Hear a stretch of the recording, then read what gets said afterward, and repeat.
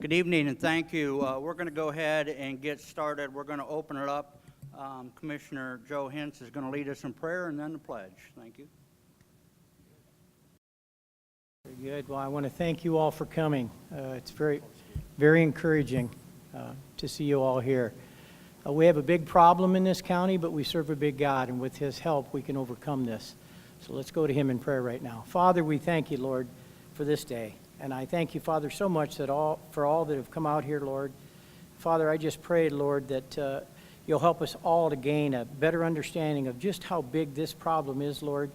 But, Father, with your help, we know that we can overcome this.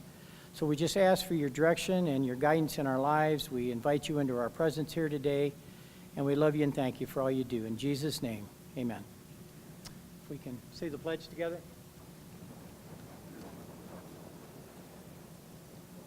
I pledge allegiance to the flag of the United States of America and to the republic for which it stands, one nation, under God, indivisible, with liberty and justice for all.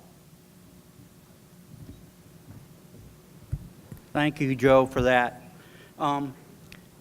We are, just so everyone knows, this whole session tonight is going to be professionally videotaped. So those that couldn't come tonight aren't going to have an excuse of not watching it, because we're going to have it for anybody that wants to see it. There's also, I'll say 1.5 movies that we're going to show tonight. One of them you can get off YouTube. The other one, if you need copies of it, we can get it. And it's on Narcan, and I think it's really important to at least show you an example of what that movie is about. We'd like to thank Norwalk City Schools for allowing us to use this facility. It's such an awesome facility, and they're not charging us and allowing us to use that. So I also want to thank the sponsoring organizations that are putting it on besides the Huron County Commissioners. We have Fisher Titus has helped us immensely with this. FI Counseling Services, which you're going to hear from towards the end of the program. And then we have our Huron County Mental Health and Addiction Services Board. We have a lot of those board members here today, and I can't tell you enough about the support that they're giving this community. I also want to thank White Oak Run Treatment Center in West Virginia. They're the ones that supplied the cookies and the water for us. We're going to watch a movie called real soon. It's called Chasing the Dragon. It's a movie that was put on that was produced by the Department of Drug Enforcement Agency and the FBI about a year ago. And if you get on YouTube, not only can you see it, but you can see about the other 500 movies that are documentaries that talk about this. And it's a very good movie. I do want to let you know that there is some very strong language in there. There's some foul language, and there's some there'll be some scenes that are pretty dramatic. We do have we will have what we call a safe room over next door to us. If anybody needs to take a time out from what they see, they need to talk to a counselor, that's fine. Just walk to the outside and somebody will direct you and help you to the safe room. If anybody needs help, some of these that we've been here before, sometimes it gets you a little teary-eyed, especially if it touches you personally. We have tissues laying around, and we might have more spread out. If anybody needs any, let us know.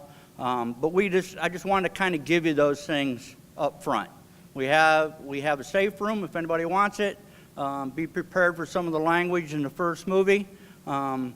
But like I said, this movie was put on by DEA and the FBI, and it'll run once you get running. It's about 50 minutes long. I want to talk a little bit about our title tonight, Death by Addiction, a Call to Action. We spent a lot of time trying to decide what this title should be. And in case you haven't noticed, there's 2 different parts to that title. Death by addiction. It's really, really happening. And it's happening right here in Huron County.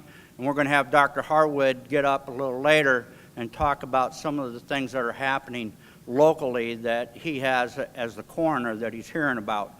But I'm telling you guys, it is real and it's a crisis. What do I mean by a crisis? You know, you heard the president declare that we have an addiction crisis in the country. I don't think our governor has declared the crisis yet, but I wish he would in Ohio. And let me tell you, give you an example of why I think it's a crisis. We've had a lot of crisis here in the United States and in the area over the last month and a half, 2 months. All the hurricanes that have come in, all the damage it's done, the lives it's taken.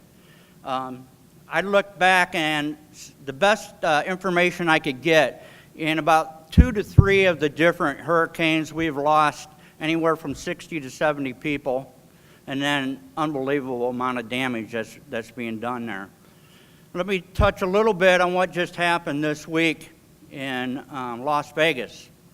Las Vegas, we had so far, unless it went up today, I haven't watched, 59 people have died, over 500 people are injured. Let me give you a perspective of how that compares to what we have in Ohio. If you read or followed some of the things that we had up here, there was a lot of statistics. One of them said that a person in Ohio dies on the average of 1 every 3 hours. So what that means is, in Ohio, every week, we lose about 60 people a week to addiction overdose. Think about that. We're making a huge deal of what's going on in Las Vegas, and it is a huge deal.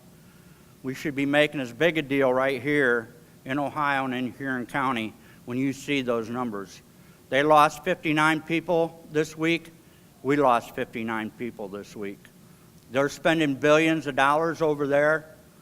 I wish we could see the billions of dollars here that we could use. I just wanted to put that into perspective. Then I want to talk about the second part, is a call to action. We're going to ask you at the end, each and every one of you, for whatever organization you're with, whatever clubs you're with, whatever city, village you're representing, whatever department you're representing, we're going to ask for you to take a call of action. Let me tell you a real brief scenario that somebody told me about call to action. How many people in here believe we have a problem? Okay, I see just about, if not everybody, raise their hand. Well, way back about a century ago, a young man wanted to cross Niagara Falls tightroping. And so they set it all up, and the media was all there, and he went from one side to the other side, and he made it. He got to the other side. But one of the unique things about him is when he did it, he didn't have the thing to help him. He was pushing a wheelbarrow when he did it. And so when he got to the other side, the media swarmed him and said, you know, wow, we can't believe you did it. That's awesome. And one media person says, do you think you can do it again? He says, do you think I can do it again? You saw me do it once. And he said, yeah. And the next media person says, do it again, do it again. He says, do you believe I can do it on the way back? And he said, yeah, I saw you do it. He goes, well, if you believe me, then get in the wheelbarrow. And we're going to ask you to get in the wheelbarrow with us, because that's what it's going to take. It's going to take a community to take on this problem. The one last thing I want to talk before we put the movie on is a lot of us have been working on this for quite some time, not just tonight, but trying to address this issue. And one of the things that we did as a group when we started this is saying, well, what tools do we have to take on this problem? What do we have right here in Huron County that we can do, that we can help? We know we're not going to solve the problem, but what do we have? What can we do? So we started writing down things, and we actually had more tools than we thought. But here's what we found out over the year. There's a lot of tools out there. There are tools everywhere. Every time we go to a meeting, we learn about another tool for a specific area that they can use, that they can help solve this problem. Now, that's just like we have to go to the tool store to get those tools, because we don't have them here, And we have to decide which tools we want. And we want you guys to help us make those decisions as to which tools will best fit here. And then we have to figure out how to pay for them, and then we have to figure out who's going to manage them and who's going to organize them. But here's what I can tell you.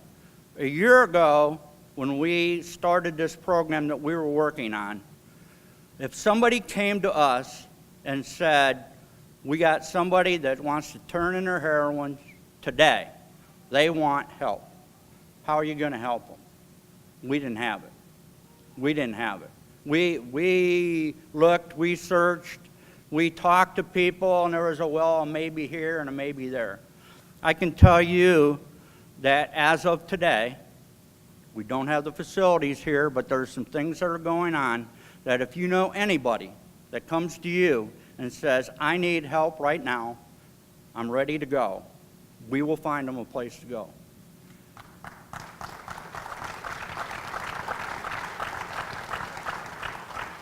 We're done with the excuses. We found some tools. We don't have enough, and we're going to get more. With that, what I want to do, if you could come up, we're going to play the movie that's called Chasing the Dragon. Chasing the Dragon, as I explained to you, what I want you to know is this movie is a federal movie. But all the people I've talked to in the area that are looking to get these tools and are doing things, and the first thing you have to do is define who, what do you need it for? And who is it that, it's no longer what people think that's the lower economic group. It's your family, my neighbor, your colleague, and whatever. And so we're trying to, we could have got a whole bunch of local people up here, but this movie does it so well. What I just want you to know is the people in this movie could easily be the people in Huron County. I want you to keep that in mind when you watch it. Please be prepared for some graphic language and some very rough scenes. We do have the Hope House, if anybody, or the safe house, safe room next door, if anybody needs it. Feel free to do it. But we're going to watch a movie. It's going to be about 50 minutes. I really think it defines the problem.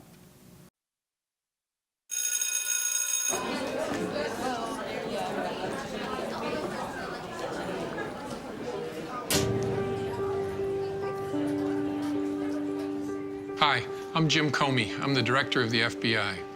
I'm Chuck Rosenberg. I run the Drug Enforcement Administration.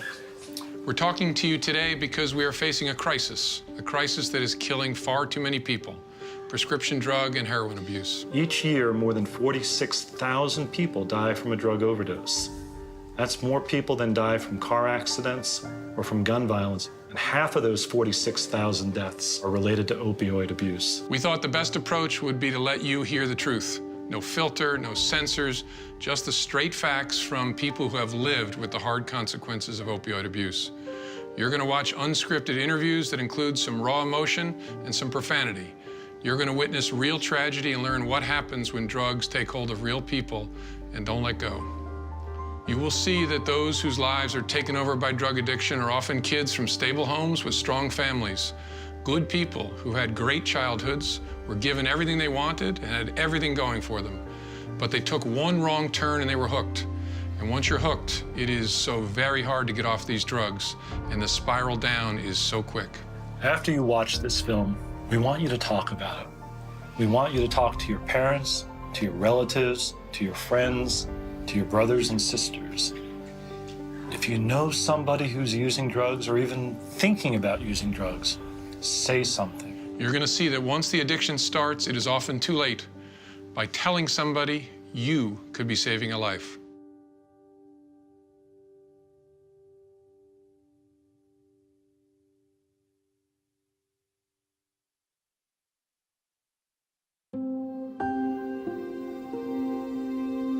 I didn't care. I didn't think about it. I just did it. Once we started getting high, it was done. She was 17 years old, and the only way I knew about it is because she was arrested.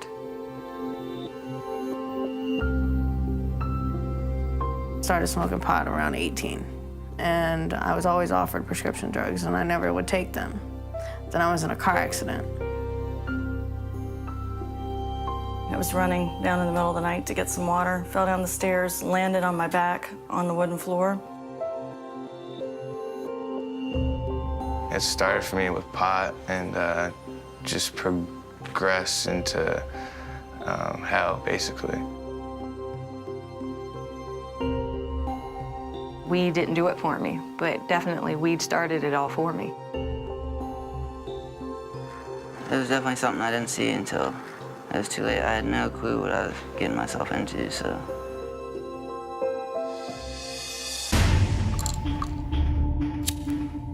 Started taking 3 at a time, and then I was taking 4 at a time, and then I started taking I like became 6 addicted at that a day. time. When you're getting high, it's not just a drug. You're hooked. $500 going to And she dope. was a convicted felon at the age of 18. I had maggots in my leg. Turned to prostitution. Stealing from my family. Married, mother of 3, and I'm They would tripping. take you to hell and back. It's not just a little pill. Takes control of you. I started using heroin. The same heroin that just killed You me. can't go back and say I'm And sorry. it will win. It will get you. Her sister found her. Died in her sleep. My daughter, She was dead. Being addicted to opiates is like chasing a dragon. You're constantly seeking that first high. But what's gonna happen if you actually catch it?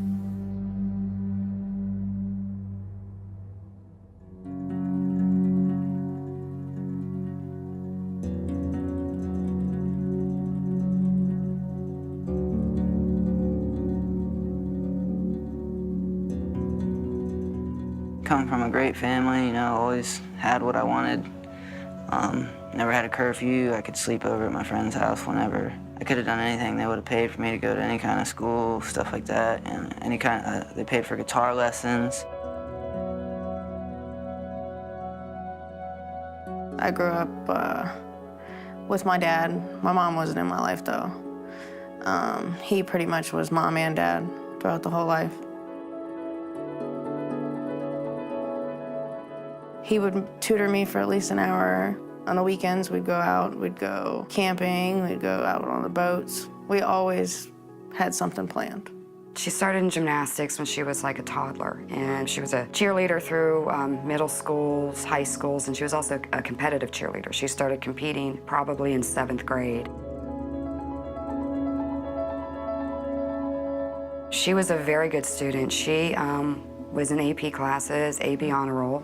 worked myself up through the years with minimal college to a position I worked as a corporate account executive. I was making about an average of $122,000 a year. Things were pretty good financially. We were secure. Kids were happy. We had no real issues. Dad was military, mom was Korean. Everyone I grew up with was the same way. Everyone's parents was military and Korean parents, Korean mom. No, I did martial arts, ballet, gymnastics, did all kinds of stuff. I did piano lessons. I was an honor roll student, always went to school. I was like 3.43 grade point average. I had a great childhood, great family. We did a lot of camping, a lot of fun stuff, going to the beach, camping at the beach. Very active in scouting, Boy Scouts, and something my father, me and him did together. You know, a couple days before my 18th birthday, I actually got my Eagle Scout, which was a big accomplishment for me. I met my first husband when I was very young. I was 13. And then we got married at 17. So I got to grow up pretty quick. I was 22 years old, and that's when everything started. I got pregnant with my youngest daughter. Once I had her, they gave me Oxycontin. That was the pain medicine. And from then on, that's where my addiction started.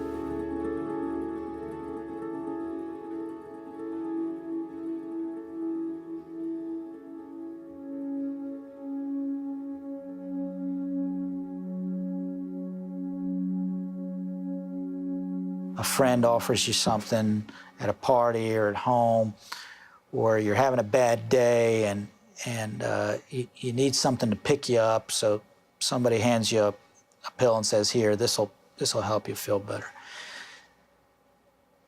That's how this problem always starts. I was at a concert, and I was 15 at the time. and I was drinking a beer, so I got a possession alcohol charge. And I got put on probation, so then I couldn't smoke pot anymore.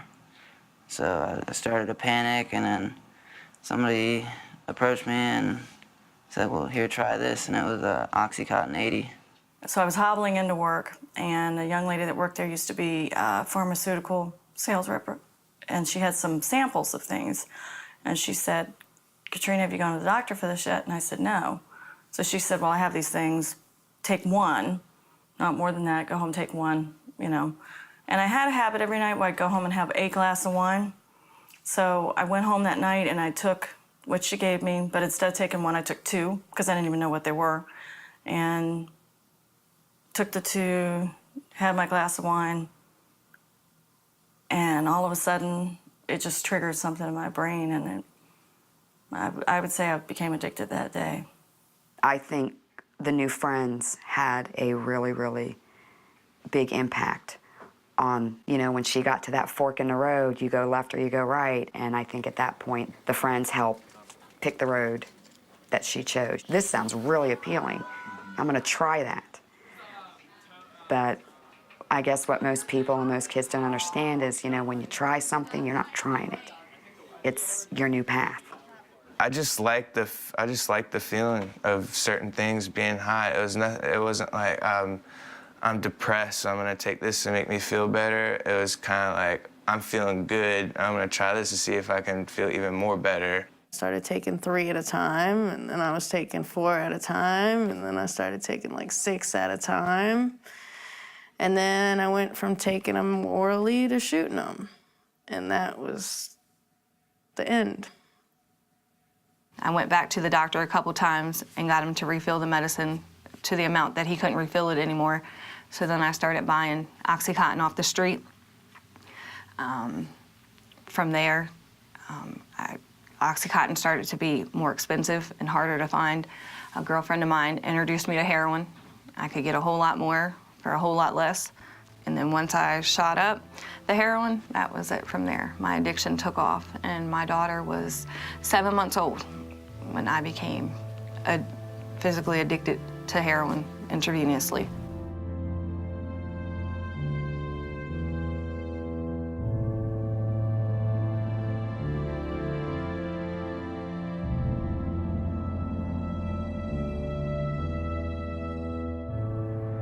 I never hesitate to ask them all which drugs they've tried. And they'll typically say, I've started off with marijuana, tried cocaine, and I've tried oxycodone. And I ask them, of all the drugs they've ever tried, what's the most addictive drug? And without a doubt, 100% of the time, they'll say the most addictive drug is oxycodone. You know, the drugs, you know, feel like it took my mind over and made me do things that I, you know, normally brought up not to do, you know. And it just turned me into a monster. You know, I just went in my medicine cabinet. My buddy's like, oh, hey, these will get you high. Let's do some. So I was like, okay, you know, you talked me into it right here. I don't have to pay anything, sure. It doesn't even have to be a drug dealer. It could be right in your house. And next thing you know, you're hooked. My friends in the beginning were the friends that didn't do anything, and then I met the crowd that did do stuff. You are who you hang out with. That is for sure. These kids go into it as, I'm just gonna go to a party and hey, they're doing this over here, let me, you know, I wanna fit in, let me do it a little bit, and it's the devil. It gets you. It's, you know, it's that temptation. Hey, this is a fun party over here. It'll suck the life out of you.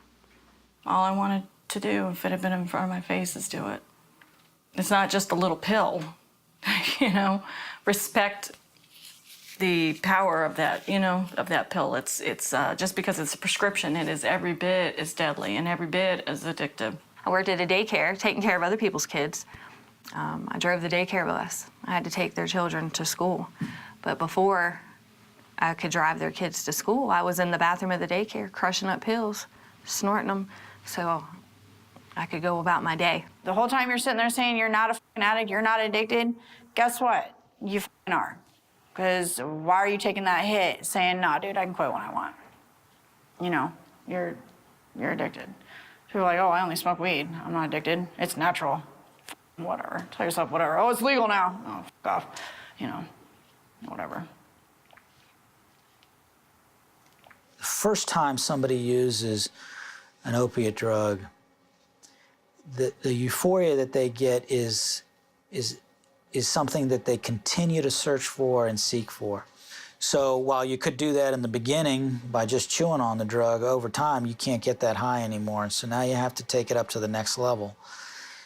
And nobody sets out thinking that they're going to end up being a needle user. But every one of those needle users will tell you that they couldn't get the high anymore doing it the way they were doing. Heroin became my best friend.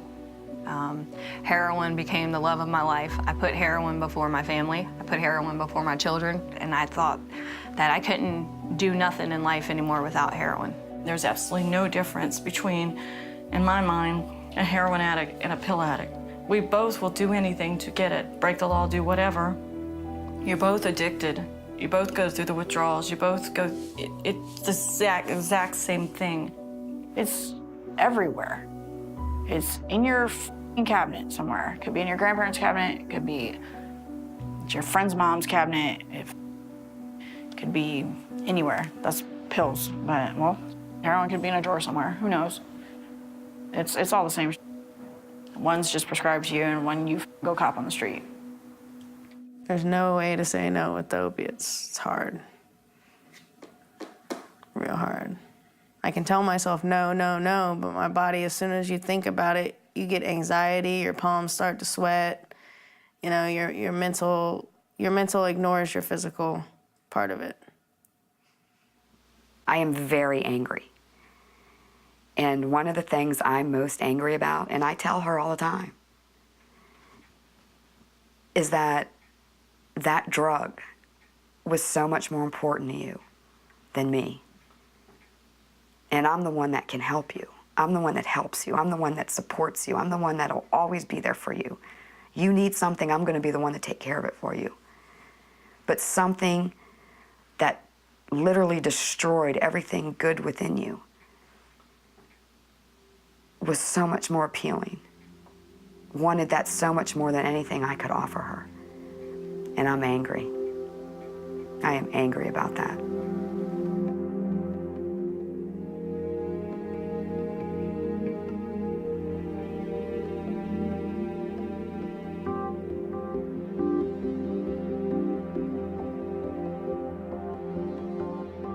The progression of addiction and the behavior that comes with it is pretty standard, regardless of where you're born, how much money you have, how old you are, what your race is, what your nationality is. You can be the smartest person in the world. The minute that chemical hits your bloodstream, you lose control of what it does in your body. You can't control it. Nobody can control it. I don't care who you are. It's not controllable. I lived in crack houses, and it's almost like something you see on TV, an abandoned building with drug paraphernalia everywhere. It might be a piss-stained mattress, and God knows what else is on it. There was actually a place in the city that we were at, and a lady had overdosed in the bathtub. She had died. She was still in the bathtub. We'll just find another room in the house, and that's what my day consisted of. It became my full-time job. The needle was my boss, a very demanding boss. Your whole day revolves around it. You go to sleep doing it, you wake up doing it.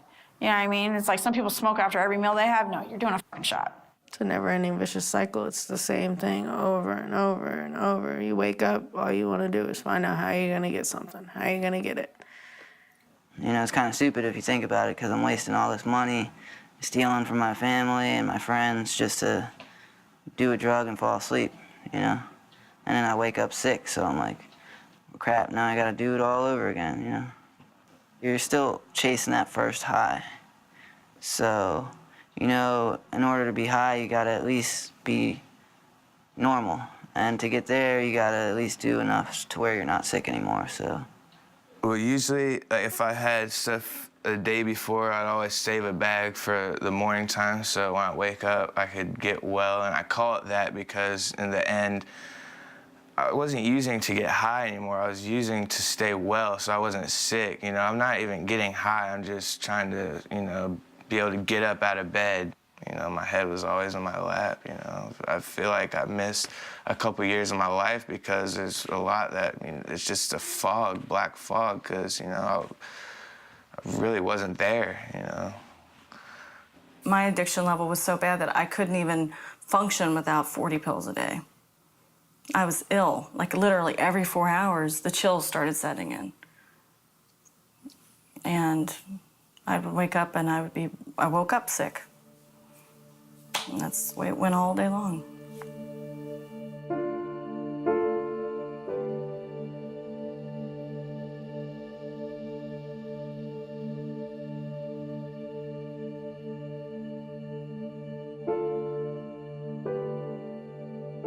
How do you know you're an addict?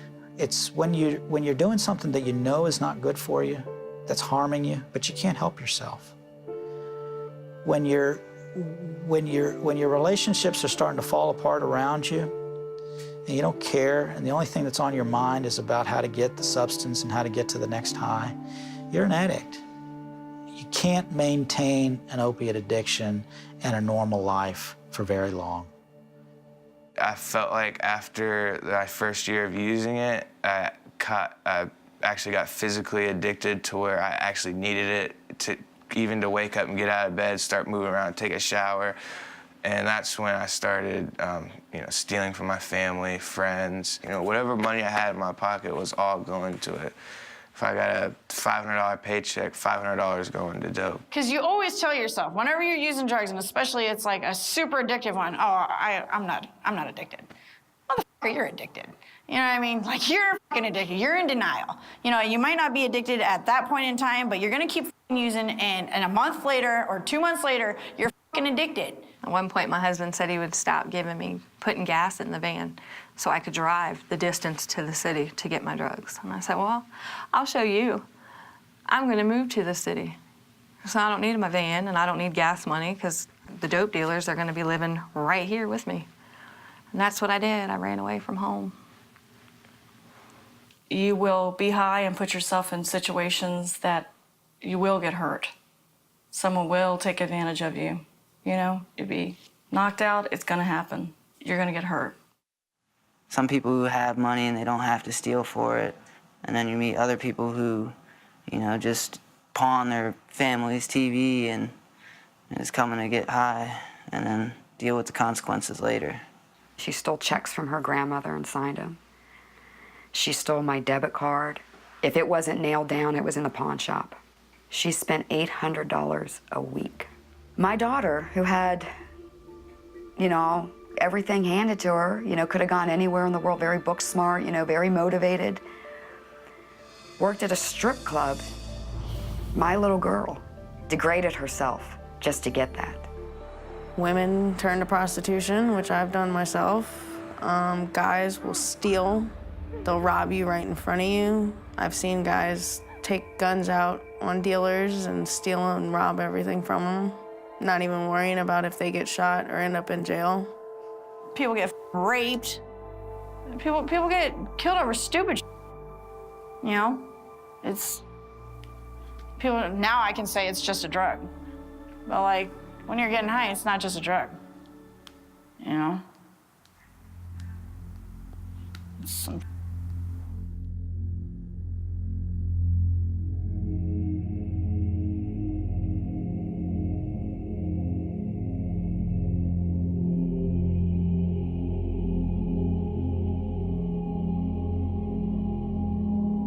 Best thing that can happen to someone who's addicted to oxycodone is that they can be arrested. That's the best thing. The best thing that they can be arrested and go to jail. Everything other than that is worse. It's going to end in a bad way. You're going to get caught eventually, so I just didn't think it was going to be me. I would just think, you know, they must have screwed over the wrong person, you know, they got caught because they weren't careful enough. She was pulled over. I searched the car, and she had a quantity of pills. At that point, she was smoking them, so there was some type of a pipe device in them, so she was arrested. And she was a convicted felon at the age of 18. I have 4 kids. My youngest son will be 1 this month. I've been locked up for freaking 8 months. First time I came to jail, the first time I got locked up this year, he was 2 weeks old. You know, don't even know my kid. My other 3 are in foster care right now. I never thought any of this would ever happen to me. The only thing I care about is my kids. Like, my kids are suffering. It's not me. I give two shits if I'm suffering. I mean, yeah, it sucks. But it's like, my kids, they didn't do anything in this. My parents, you know, they got to come visit me through, I don't even get through a window. I get through a camera, a little camcorder. That sucks. It's not worth it. Losing your freedom sucks. You have somebody tell you when to get up, when to shower, when you eat, what you eat, and you have to worry about the other people that are in here and that are in here for, you know, life, and they don't care about you. I was supposed to go to court November 2011, and the judge was supposed to let me go. He gave me the maximum, which ended up being 23 months, 2 years instead of the 10 months. And at the time, I was so angry. In retrospect, I'm very thankful because I would have, I know for 100% certainty, I would have gone right back out and done it again. I got kicked out of my house, and I met your neighborhood-friendly drug dealers who were like, oh, you can crash on this couch. And they, you know, of course, they'd give me stuff here and there, but it wasn't ever enough for me to even enjoy it, so that made me run fake prescriptions. You don't think about anything. You don't think about anybody you're hurting. You don't think about before and after. You don't think 7 dudes in all black are running up in your house. FBI! You don't think you're gonna be on the news. You don't think anything. You don't think any of that.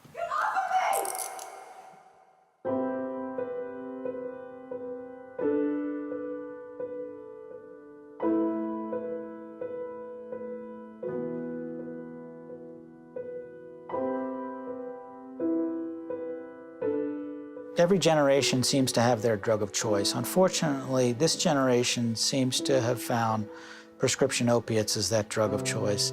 And even more unfortunately, the consequences of those drugs are far more devastating than anything else we've seen in the past.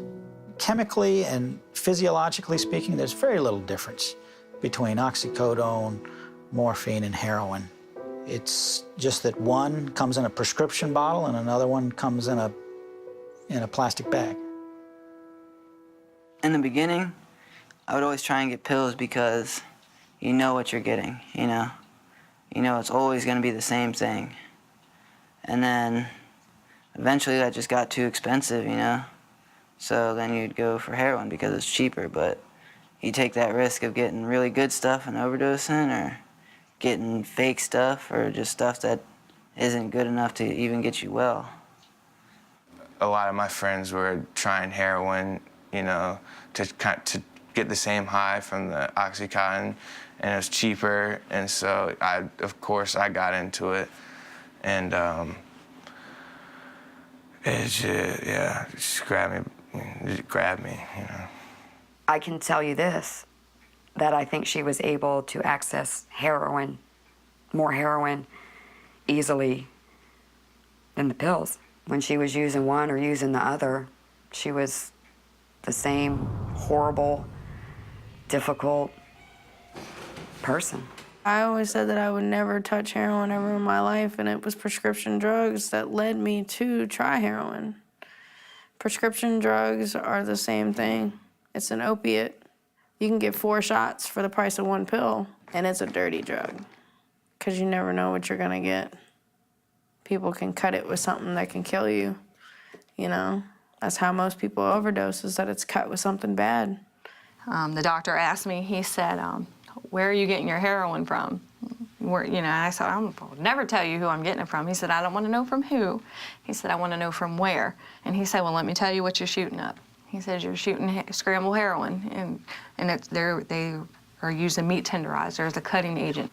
It's not like, you know, a bag of heroin comes with ingredients on the back. And of course you trust your drug dealer that he's going to just, you know, keep you coming back to him, but he claims he didn't know either. That's how he got it. But yeah, so it eats everything away underneath. In here, they shoot a meat tenderizer, and they have like big blue, black marks. I'm like, what the is that? They're like, oh, that's meat tenderizer. You've got a few of them. What do you mean? Didn't learn? No, you don't learn because you're trying to get high. It doesn't matter.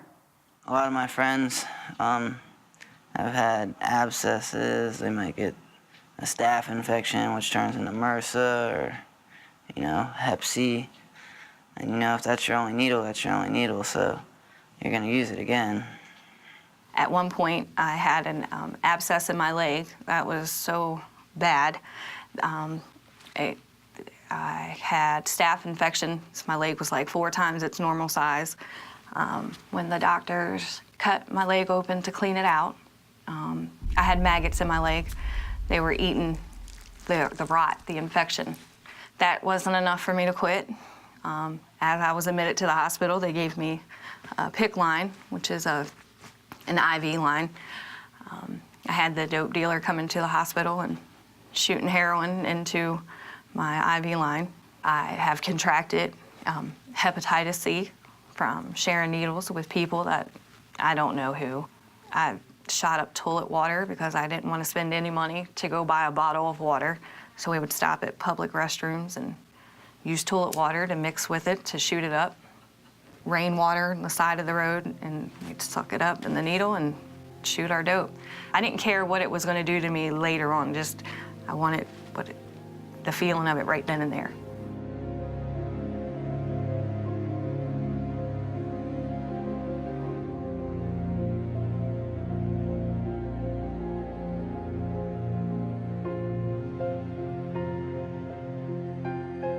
Withdrawal for the individuals that are taking the heroin that's available now looks like extraordinary physical, muscular pain. And very few people can actually manage it. Like, you know how when your whole body hurts when you have the flu? And, it's like 15 times worse than that. Opiates, you're getting sick. I don't know who the you think you are if you think you're stronger than some dope, because you're not.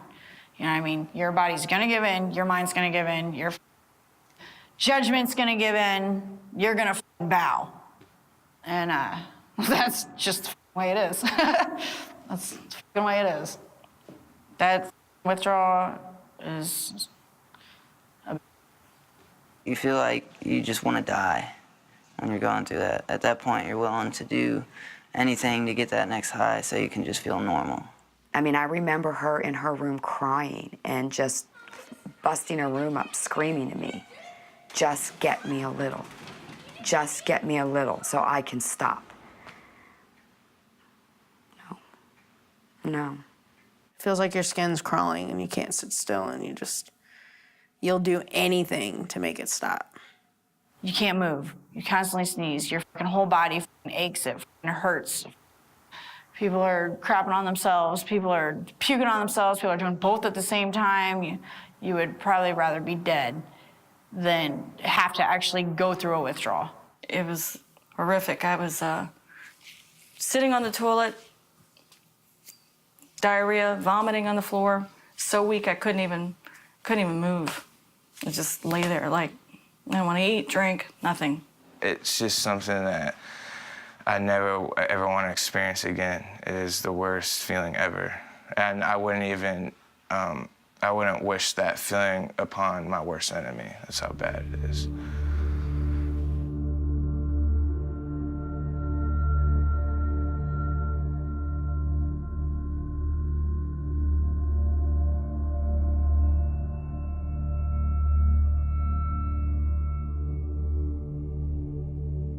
Every day I come to work knowing that somebody died. And more times than not, we have at least one prescription drug or other substance abuse case. Your friends, your family will find you dead, and then what happens? And then that is the image that they get stuck with for the rest of their lives. I've lost several friends to heroin and prescription pill overdose. I know 2 people on a personal level that had died from it. You know, one time my friend, she got out of here, she got high. She wasn't even out 6 days. She was dead. One of my friends, she took her normal dose and OD'd. Her sister found her with a needle in her arm in her room, which was not good. the day that I overdosed. I was having a hard time finding a vein, and a girlfriend of mine said, well, just go in your neck. You have your jugular vein. And I said, okay. It didn't let me push all the heroin in, and instantly it killed me. When the ambulance got there, they gave me a shot of Narcan, and I was non-responsive to the Narcan, which is adrenaline, and that's to, jumpstart your heart. And it didn't work. So they had to use the defibrillator, and that's where they shock your heart back. They got a pulse. They got me to the hospital, and I was still kind of in and out of it. But when I came to, I unhooked the IV from the pole, and unhooked all these little things they had on me, and I went and walked right out and got in my van. And I showed up to the dope dealer with the gown on, these things stuck all over me, the IV in my arm, and he sold me heroin, the same heroin that just killed me. I utilized the IV a couple times before I turned it back in, because I have nowhere really to shoot, so that was a freebie. So everything came to a head. I was writing the prescriptions and full on with my addiction. And I ended up getting caught and going to jail. And while I was in jail, my daughter got involved with some friends. From what I understand, her friends were all doing prescription pills. I had no idea. I didn't even know it was a problem. I just thought it was my problem. And she said, Mom, you don't have any right to talk. Look at you, look where you are. I said, but Kirsten, you saw where it put me. I can't imagine you would do the very same thing that I did. I was like, how? It just didn't make sense.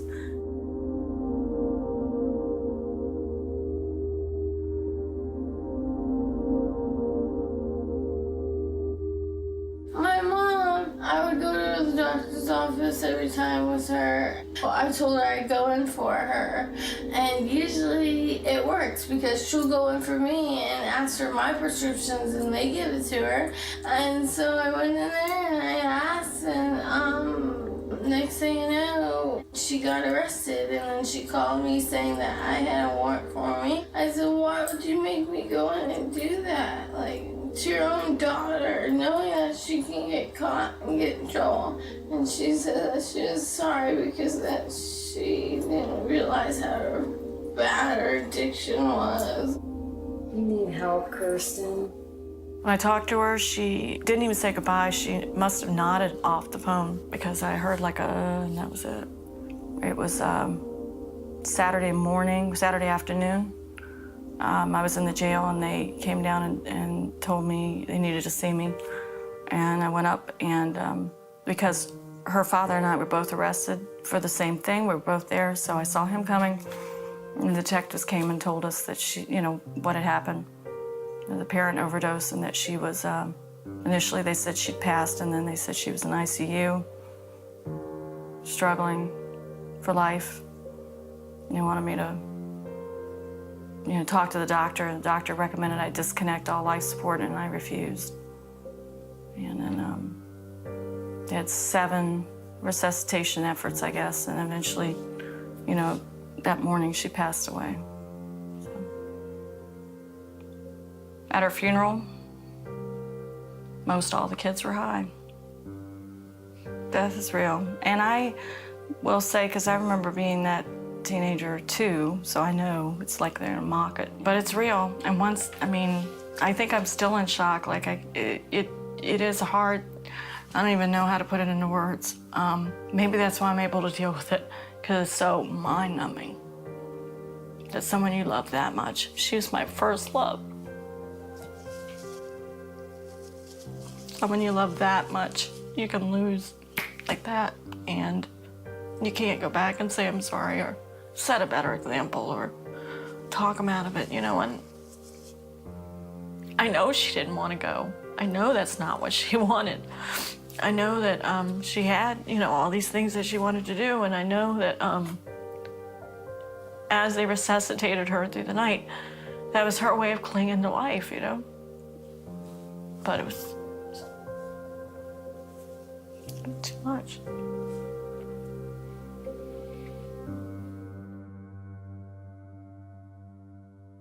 I love my children more than anything in the world. I will walk through fire for them. And I know a lot of parents feel that way.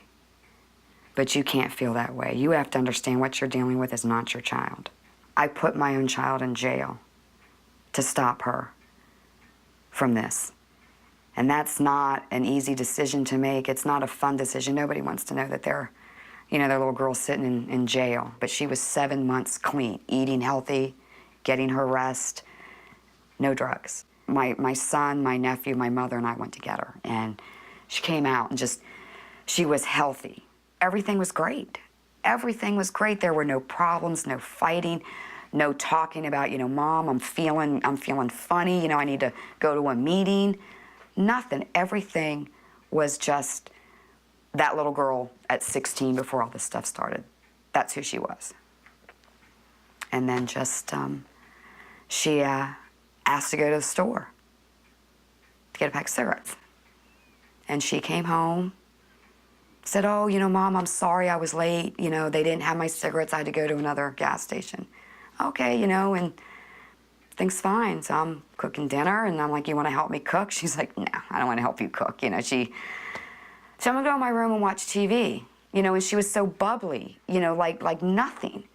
Nothing was wrong. And she went upstairs, and it was maybe 40 minutes. I was cooking dinner. Dinner was done. And I'm hollering for the kids. My son and nephew come down, and Sierra didn't come down. I think she fell asleep or something. So I go upstairs and knocking and knocking and knocking on the doors, no answer. I open that door, and my little girl is on the floor dead.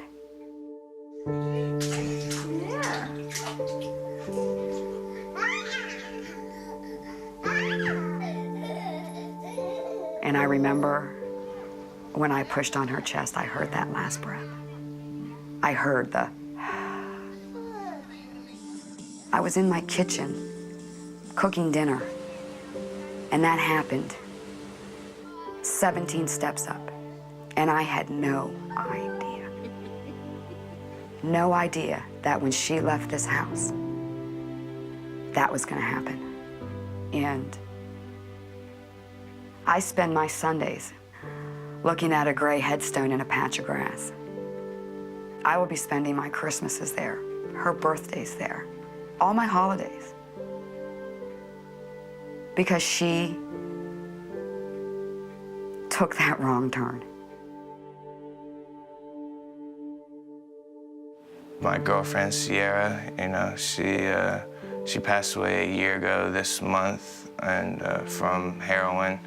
And, that's a constant big reminder in my head that, if I even pick this stuff up once, it's gonna kill me, And there's not a day that goes by that I don't think about her, and, not a morning that I wake up that I don't wish that she was laying beside me, She was my best friend. We went to high school together. Sorry.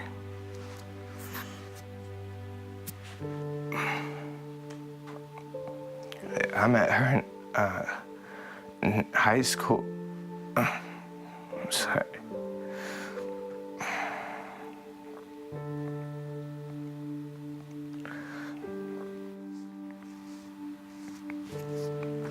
I just miss her a lot. I wish she was still here with me.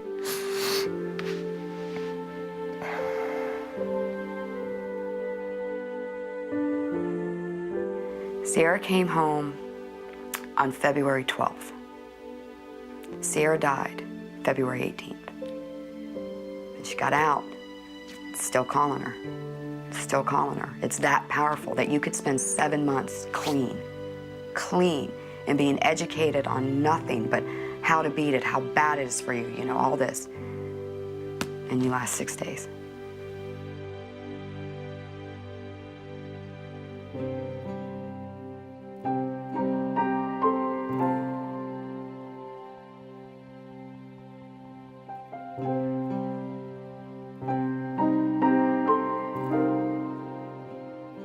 The spiral down is so fast, It doesn't take much.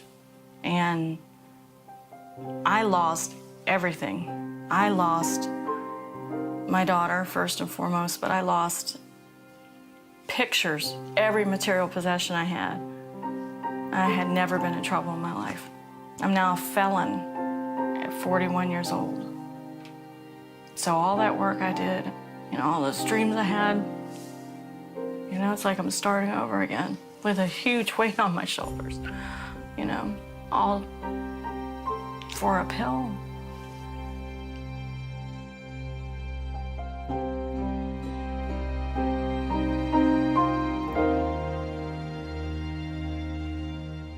My dad doesn't even trust me anymore, which is hard because my dad's always trusted me my whole life. I've never had my dad look at me with disappointment before I did this. I'm a criminal, I'm an addict. That's how everybody will always perceive me. Listen to what they say no. Just say no. And you're not uncool for saying no. You're more cool for saying no, I think. I wish I could have said no. If I could go back and do it all over, I would definitely go back and say no.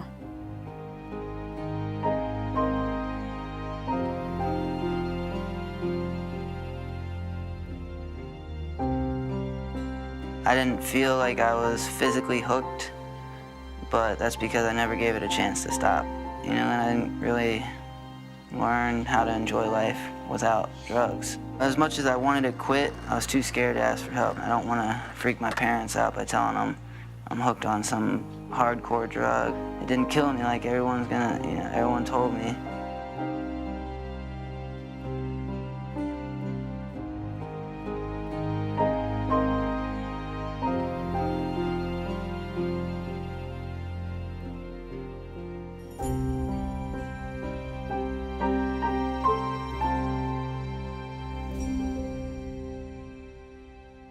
It's not worth it, and it will get you. You're no different than anybody else. It will destroy your life. You will end up in a jail, you'll end up dead, or you'll be in some crazy institution for the rest of your life. And that's serious, and that's for real. And it took me coming to jail and being incarcerated, and it took me missing my mom's funeral, missing my children grow up. It's taken all of this, because nobody in their right mind would turn their back on their dying mom for a drug. I want to be that loving and caring mom that my mom was to me, to my girls. I don't want them to hate me, to resent me. I don't want them to be embarrassed by me anymore.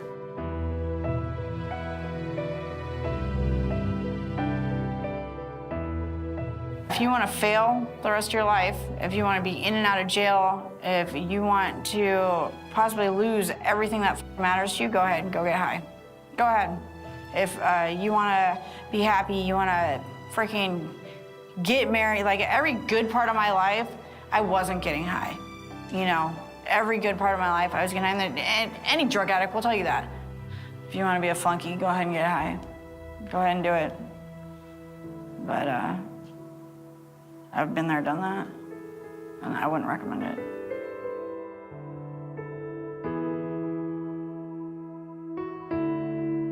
Sierra did not take life for granted until she started using. It is much stronger than you, and it will win. It will win. Because this doesn't just affect you. It affects everybody in your family for the rest of their lives. That we're the ones stuck here, missing you. And there's help out there. You gotta take it. Don't think you can do it alone, because you can't. And your parents aren't the enemy. They just want the best for you.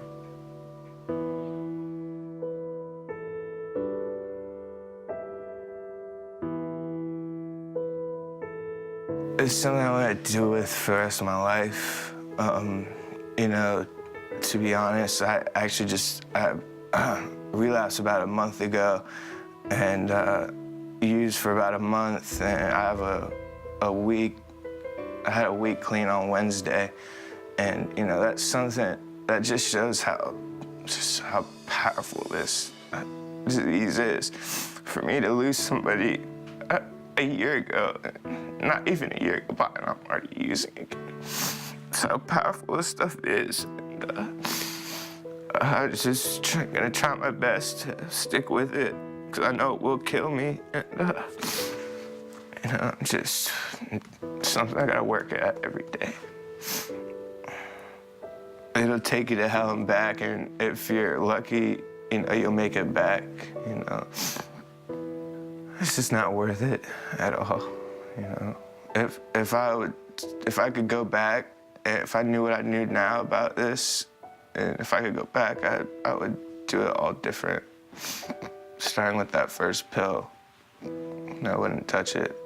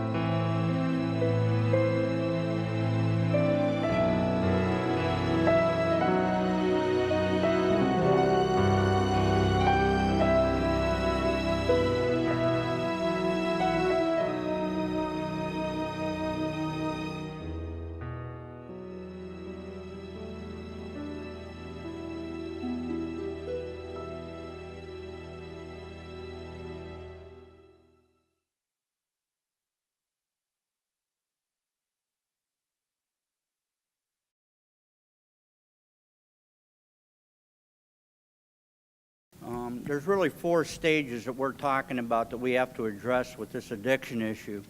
The first one is to have knowledge or to promote what the issue is, and that's what we tried to do with this film. We didn't know any better way of saying this is what it really is, this is what's happening. Those weren't actors, those are real people, those are real life situations.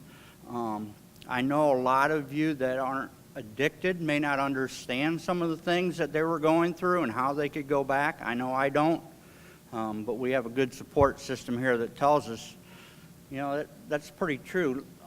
Let me tell you how dedicated some of those people are. Last Thursday night, I got a call and she says, my name's Katrina and I'm in the movie Chasing the Dragon, and I heard you're going to show it next week. Do you want me to come?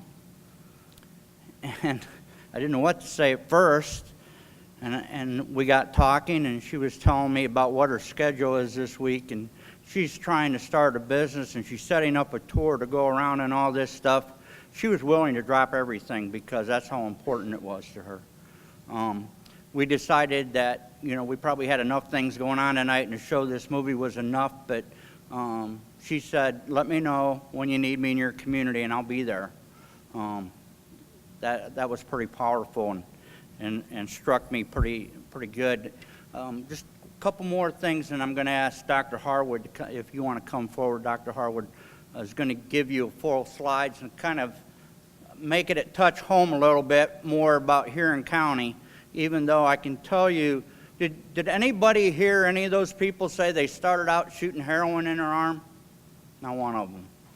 Anybody hear any of them say that they started out being on the street and they were homeless and didn't have anywhere to go and you know, were in a gang? None of them. You heard from nurses, you heard from people that were making $100,000 a year. You heard from all aspects of life. And just to show you how true it is, I know we have people out there in the education field. If any of you read Columbus Dispatch yesterday, at Hamilton Schools, just outside of Columbus, Connell Winchester is the name of the town. The superintendent of that school got picked up for crack cocaine in his car and a crack pipe in his car. So it's us, guys. It's these people in the room. It's our friends. It's our neighbors. And I'm going to turn it over to Dr. Harwood for a few minutes.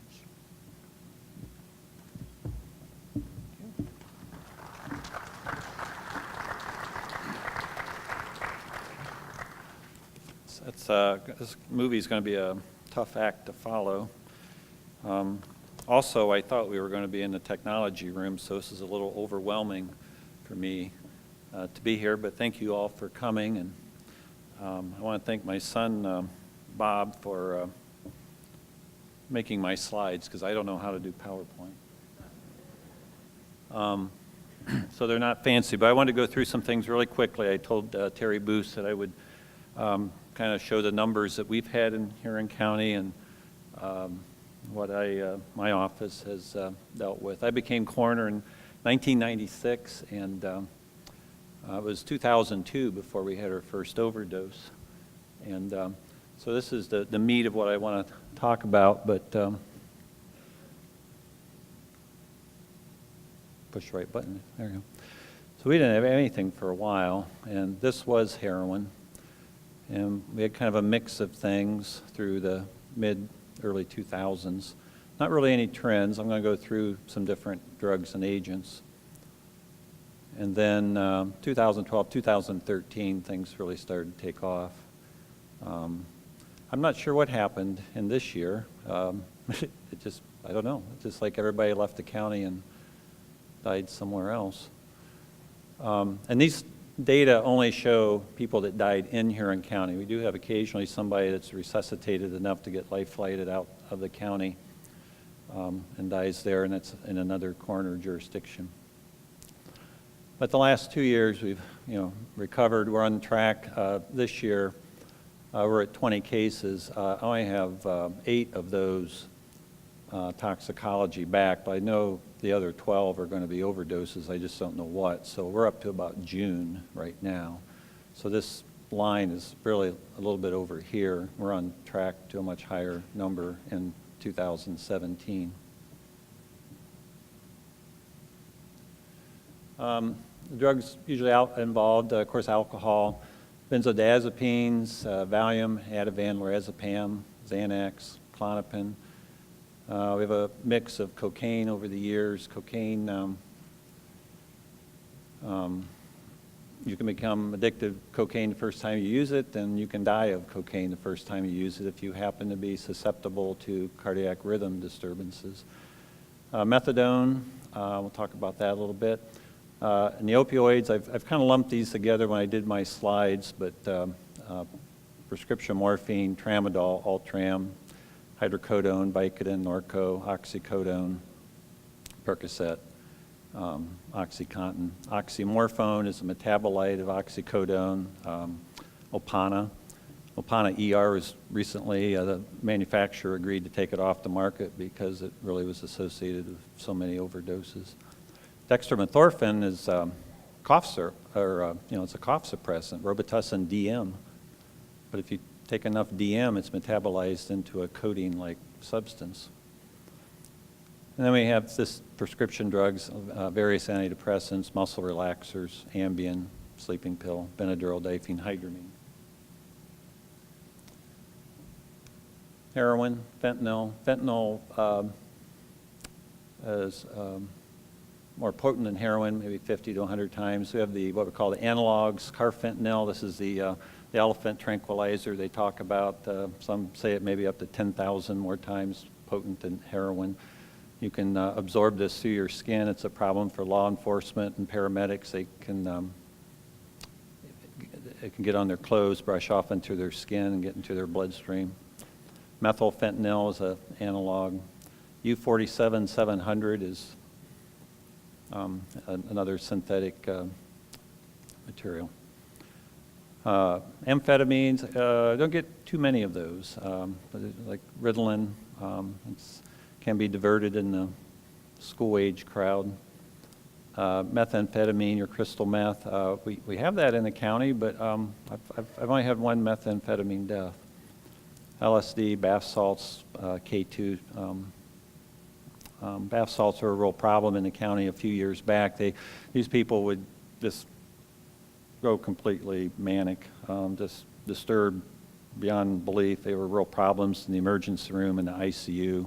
We didn't have any deaths from bath salt, but they were tough people for paramedics, law enforcement, and the healthcare system to deal with. They were so out of control under the influence of that. Inhalants, sniffing, propellants, things. I've only had one inhalant overdose, and that I don't remember if that was suicide or accidental. So alcohol, it's always around. It's not in most of the overdoses, but it shows up. Benzodiazepines, these were more so prescribed, prescription. As we go further into more recent history, these people typically don't have prescriptions for it. They're getting it from other sources or off the street. Drug addicts, people who are addicted to drugs, use drugs, typically have pretty frazzled nerves, and they have a lot of anxieties. It may also help calm their withdrawals. So a lot of times we'll see that involved. Cocaine, been kind of a smattering. I've only had one pure cocaine death, and that was a heart attack. The guy had stopped his heart.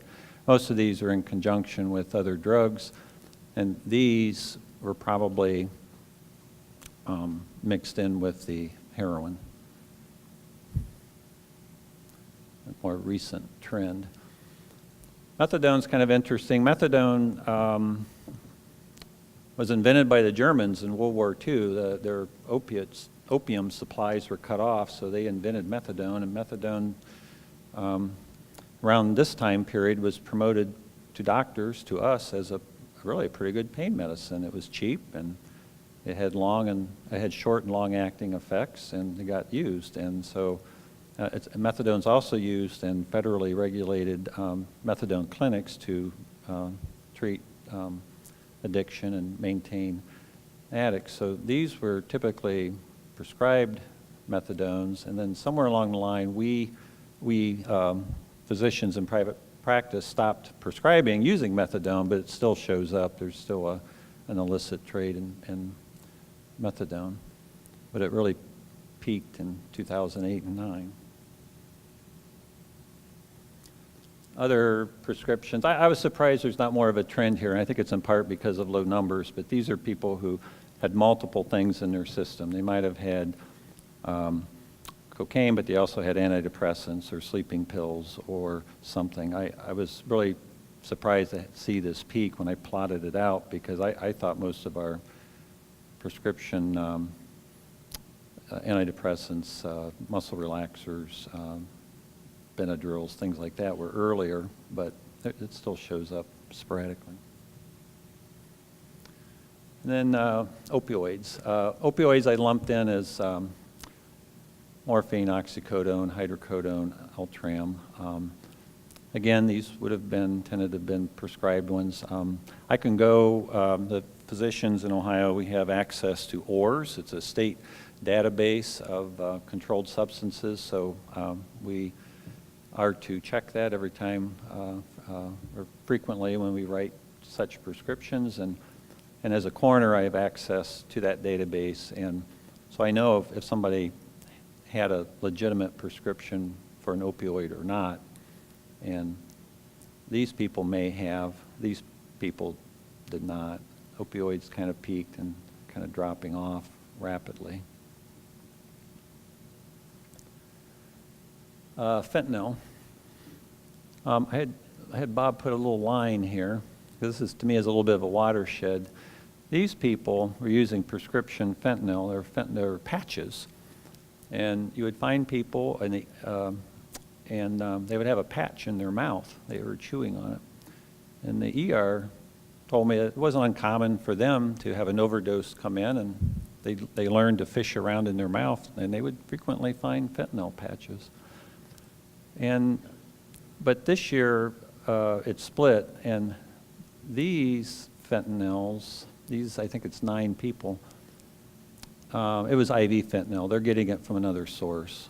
It's either mixed in with their heroin, coming in from China. It's a pure substance, whatever. But these aren't prescription fentanyls, but these people were. And it's pretty unusual to see a fentanyl prescription anymore. It's usually a cancer patient. And then heroin. So we had our first case, some smattering, and again, the last couple of years, it's really kind of taken off. So this is another depiction for heroin. The blue bars are heroin. kind of building up. The amber, whatever color, bars are fentanyl, another opioid, so you can see it's kind of building.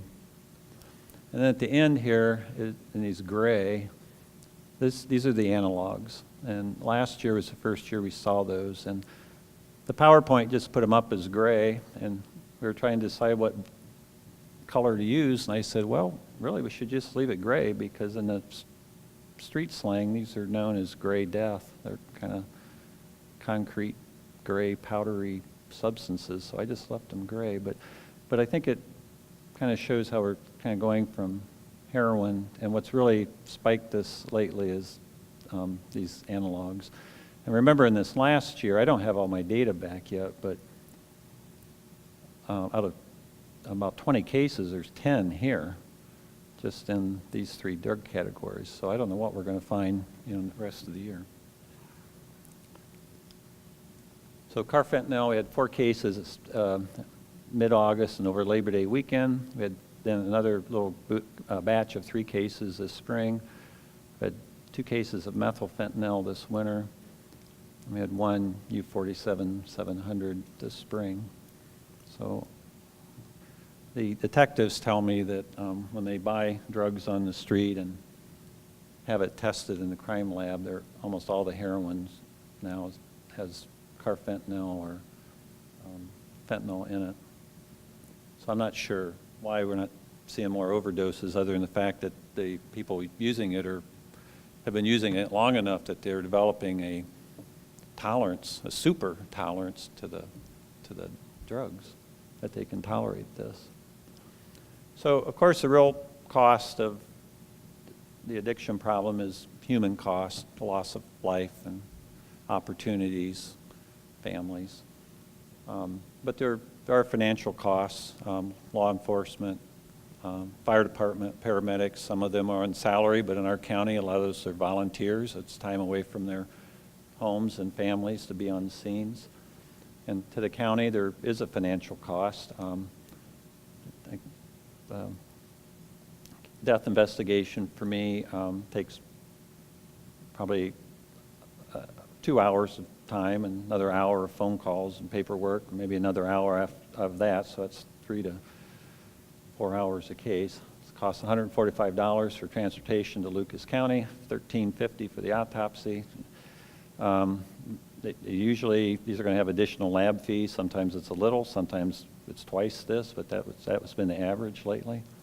We've had 20 cases this year. We're not even through the whole year. That's $35,000. And there's 123 deaths here, and that cost over time's over $200,000. So this is what's going on in Huron County. We're not all the way through the year. Terry asked me when our last case was, and I had to think a minute, and it was last Thursday. It was a young lady who is my youngest case. She was just shy of her 19th birthday. Thank you.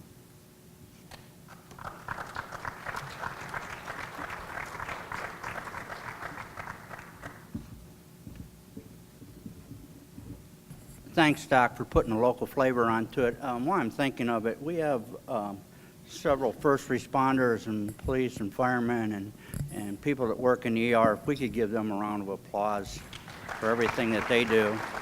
And you see how tough it is what they're going through. Yeah, let's give them a standing. I would also like to introduce both of our judges are here, Judge Cardwell and Judge Conway. If you could stand up.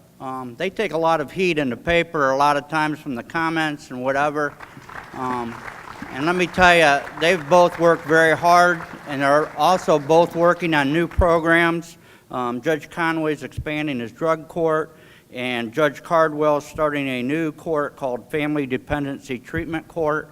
And so they're doing some great things.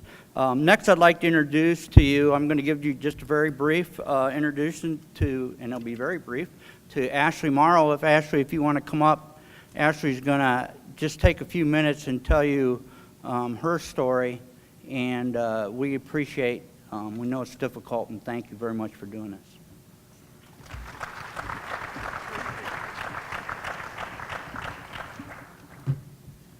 Okay, I'm a little nervous, so I apologize. I'm here to share a little bit of my story, and I just have to say I'm so grateful. Do I have to stand in front of this? I can give you this. That light's so bright, and I don't know if this is any better. I'm kind of shaking. But I'm so grateful to be standing here. And so tonight I'm going to share my story. And after watching that video, gosh, it brings tears to my eyes. I relate to it so much, because that honestly was my life.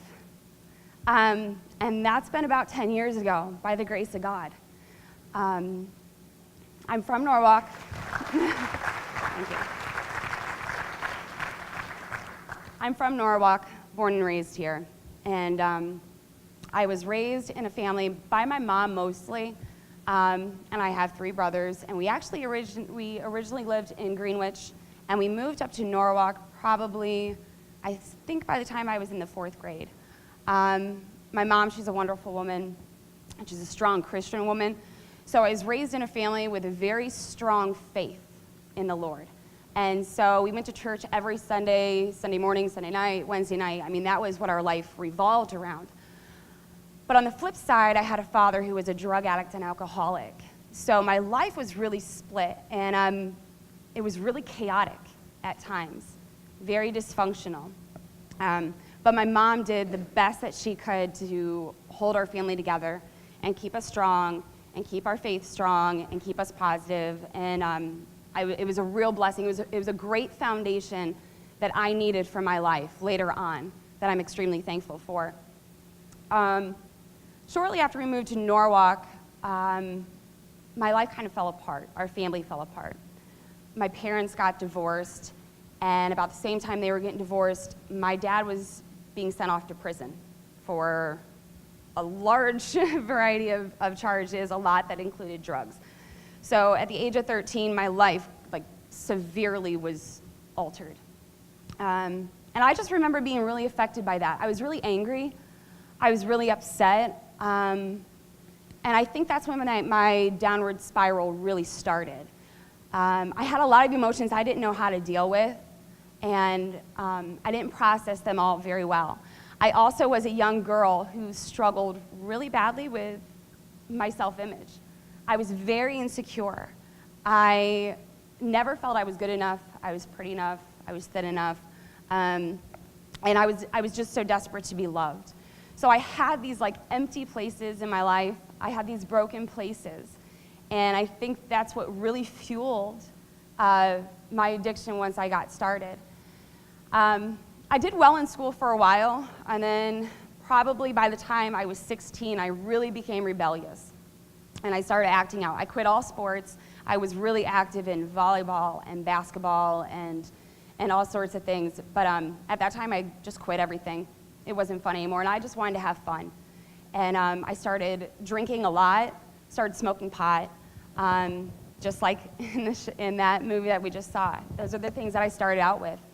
And then by the time I was 17, I ended up getting pregnant, and I didn't want to be the pregnant girl in school. So I decided to try homeschooling, but I was so bad at discipline. I had 0 discipline, so that did not work out well for me. So I planned I was going to get my GED at some point, but I was going to have this baby, and I was going to be a great mom, and I was going to quit the partying life, and I was actually going to be a mom. And unfortunately, 6 months into my pregnancy, I lost my child. I went through 3 days of labor, and he didn't survive. That was a huge turning point in my life, because I already felt empty, I already felt broken, and I already was kind of out of control.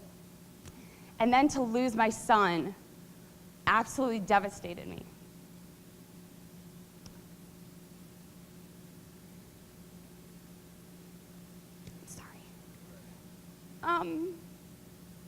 So coming out of that, I know I kind of went away for a little bit, you know, kind of just closed myself in my mom's house for a while because I didn't know how to deal with it. I was so angry.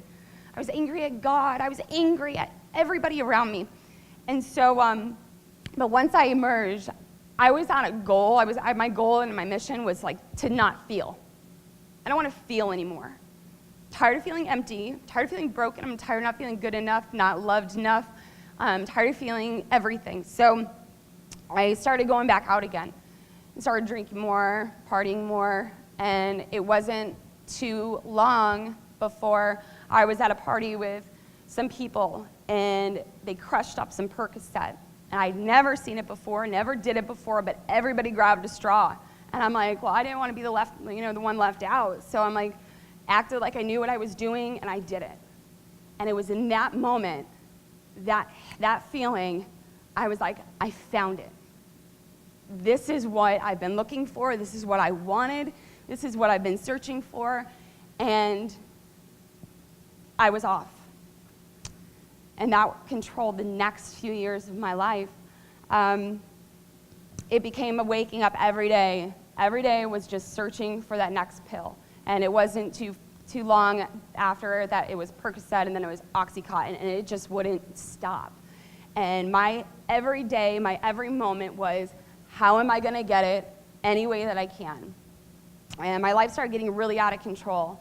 And I decided I needed to move, I needed to get away, because I needed to get clean. My life was out of control, so I needed to get clean. So I moved to Florida, because if I move, then I'm going to get better, I'm going to get my life together, I'm going to go to college and all of this, and I'm going to start my life over. And I ended up getting pregnant again. So I was 18 at the time, and I came back to Ohio because my family was here. And so I was, again, I'm going to get my life together, I'm going to have this child, I'm going to be a great mother, and everything's going to work out, and everything's going to be great. And I did. I had my son, Ryan, and he's my world. I love him more than anything. But it wasn't until he was probably 2 months old, and I started using again. I went back to my same friends. I went back to using the same things. And things really spiraled quickly after that. Shortly after I started using again, I moved out of my mom's house. And I lived various places, and I couldn't support my habit anymore, so I actually started stealing from my mom. The one thing I thought I would never do. You know, I never thought, number one, I'd be a drug addict. I never would steal from my mom. I never would be doing the things that I find myself doing, but I can't stop myself. I can't stop. And so it wasn't until, actually, I stole a couple $1,000s from my mom's bank account. She turned me into the police. I had the police, and they stopped me. I was leaving a house I was living at the time, and I had a police car behind me, pulled out to the street, and there's a cop car on each side. I'm like, I'm not going anywhere. I knew I was just done at that point. And so I got arrested, and I got charged with theft, and I got charged with forgery. And I was super angry with my mom. But today I'm absolutely grateful. She saved my life. She saved my life by turning me in. But I wasn't ready to stop. I still wasn't ready to stop. So I got put in jail. I got out. I got put on probation. And I failed miserably at that for a really, really long time. I kept failing my drug tests over and over and over again. And I was I was a big liar. I wasn't a good liar, but I was a big liar. I always say it wasn't me, or I didn't do it, or that test is wrong, or something, and it just never worked. And so I was just in and out of jail, in and out of jail. In that time, because I was in and out of jail so much, and because of the trouble, I lost custody of my son. So here I am. I'm in my early 20s. I'm addicted to opiates. I've lost custody of my son. I have no home. I have no job. I'm on probation. I'm in and out of jail. My life is just an absolute wreck. But I still couldn't stop. My addiction continued to spiral, continued to escalate, and then all of a sudden I can't afford my addiction anymore. I can't afford my pills anymore, so my next step is heroin. So I start using heroin, and that took a hold on me. That is the deepest, darkest pit that I don't even think words can explain. Even the people in the video, I don't know if words can really explain what heroin is. Because it is. It's you wake up every single day just to turn over and grab that needle just so you can go back to sleep. Nothing else matters. I had a custody hearing for my son. The son I wanted so bad, I loved so much, I never even showed up for it. I was too sick. I couldn't even make it to the courthouse to fight for my own son. So in this place, I'm just, I started using drugs and started using alcohol and that stuff so I could feel better about myself because I was so broken and because I was so empty. And it's so crazy how you feel better for a minute, but it isn't too long until you are in the deepest, darkest pit and you are just covered in shame and guilt and worthlessness. And that's where I was in my addiction. And so it was like that for quite a while, and I couldn't seem to get clean. It wasn't until I took a bunch of pills one day, a bunch of medication. Like, I got to the point where I'm like, I don't know if I want to live. I can't even live anymore. I really don't want to live like this anymore, but I don't know how to do anything else. I really don't. And I listened to the things around me that I was a junkie. I was a worthless mother. I was a worthless person. I was never going to get my life together. I was a lost cause. I believed those words that were spoken to me by many people. And so I had just taken a bunch of pills one day. I don't even remember the day still. I know I even attempted to take my life. I ended up getting arrested and put in jail, and I woke up in jail. It wasn't too long after that. It was I think I was there a couple days, and I woke up in jail not knowing how I got there. And I'm sitting in this jail, so I'm up in observation because they didn't even know what was wrong with me, so they have to watch me. And so I'm sitting up in observation, and the CO comes and he knocks on my cell door, and he says, Pew, which was my maiden name. He said, you have a visit. You have a visitor. And I just remember thinking, who would want to see me? Honestly, I don't even want to see myself right now, so who would want to see me? So I get up and I go to the visiting room, and across from the glass is my mom. And I just looked at her and I asked her, I said, what are you doing here? I don't know why you're here. And she looked at me, and she was so drained, she was pale, she had been crying, and I've worn this woman out. I have put her through hell and back. There would be days where she would have to come up to my room just to make sure I was breathing. She lived in fear every day. And she looked at me and she just said, I'll never leave you like your Father in heaven will never leave you. And it was at that moment, in my lowest place, in my darkest pit, that I met Jesus. That I saw who God was through my mother.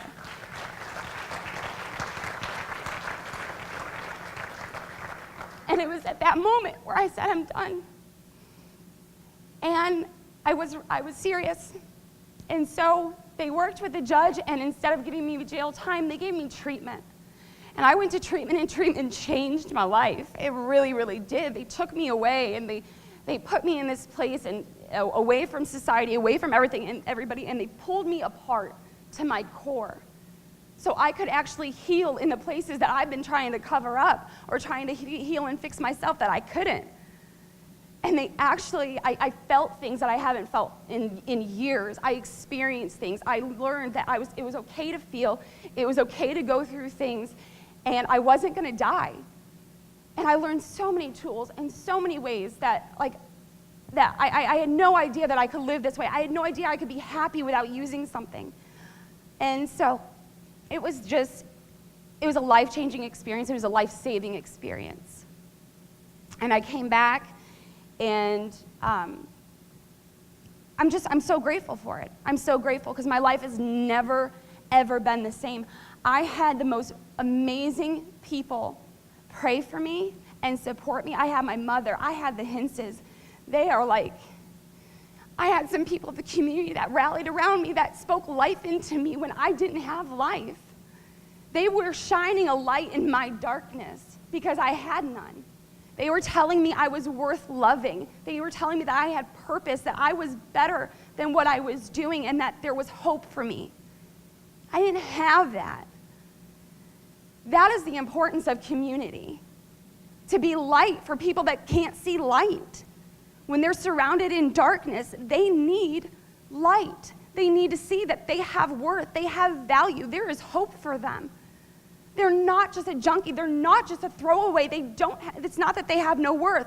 They are valuable people who are loved and who are needed and who have a voice, who can be a success story to reach on to somebody else. But they can't do it alone. They need people around them to shine light into their lives every single day. I'm thankful for the people who saw worth in me when I didn't see it in myself. I'm thankful for people who loved me when I couldn't love myself. And I'm over time because Terry's coming up. But I'm grateful, I'm thankful for everybody. Thank you for listening. I tried to keep track of my time. So, thank you. If you have more to say, just say it. No. I want to thank my mom and my husband and my grandmother for my support, and I love everybody. Thank you. I'm sorry. No. Wow, why was I ever up here talking when we could have that? Thank you. We love you, and I hope the next time that you are out talking to somebody and they say, you know, we should just let them die. You know, they made this choice. Please think about what we just heard. I'm now going to turn it over to Dr. Jennifer Prince from our board, our mental health and addiction services. They're doing some great things. They're doing a lot of things. It's unbelievable just what they've accomplished in the last year. And I do want to add that Ashley is one of our board members. I didn't say that. And, you know, amazing things. Thank you. Dr. Jen?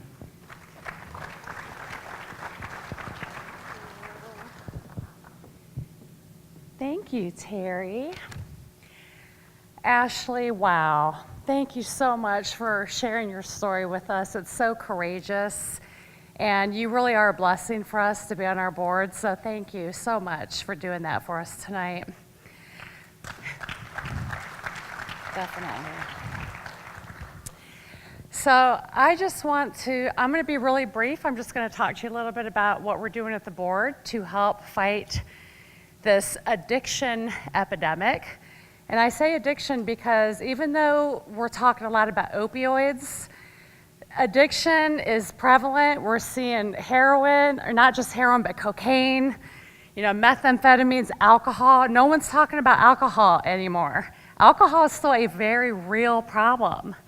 So we have an addiction epidemic, not just opioid. But of course, tonight is the opioid focus. But I just want to thank all of you for coming tonight and showing your support. Having the community leaders here is so important. As Ashley stated, and I want to reiterate, the answer to addiction is community. What happens when people go down the addiction path is it's very isolating. And you just isolate and isolate and isolate, and you can't get out of it. Coming together as a community, that's the answer.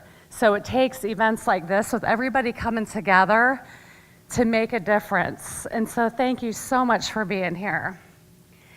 So with our board, I want to just tell you a little bit, first off, about the name of our board. It's very confusing. We used to be called the Adams Board. You might still hear that term. It was Alcohol and Drug Addiction and Mental Health Services Board. Years ago, the state merged their mental health and drug addiction department, and the acronym is MAS, M-H-A-S. That stands for Mental Health and Addiction Services. That's what we call ourselves because we want to be aligned with the state. So we are the MAS Board, the Mental Health and Addiction Services Board, formerly known as the Adams Board. We're right over here on the old Shady Lane Drive. right next to the dog warden across the parking lot. So you are welcome to stop by any time. And in fact, after tonight, since this is a call to action for all of us, I'm hoping to get phone calls and emails and have you all stop by so we can start talking about a plan for the way ahead. So I look forward to hearing from you all. So some of the efforts that are underway with us, some of these items directly are affecting the opioid/addiction epidemic, other of them indirectly affected.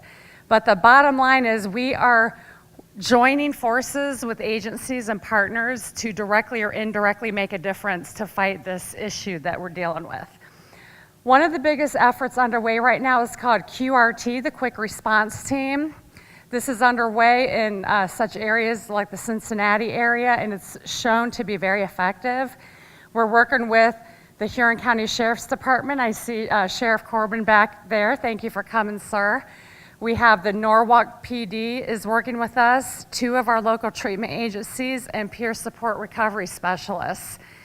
What this effort is when somebody has an overdose from opioids, about 3 to 5 days later, this team of people is going to go to the home, hence the reason we have law enforcement with us, to make sure it's safe to go knock on somebody's door, and we're gonna offer them help.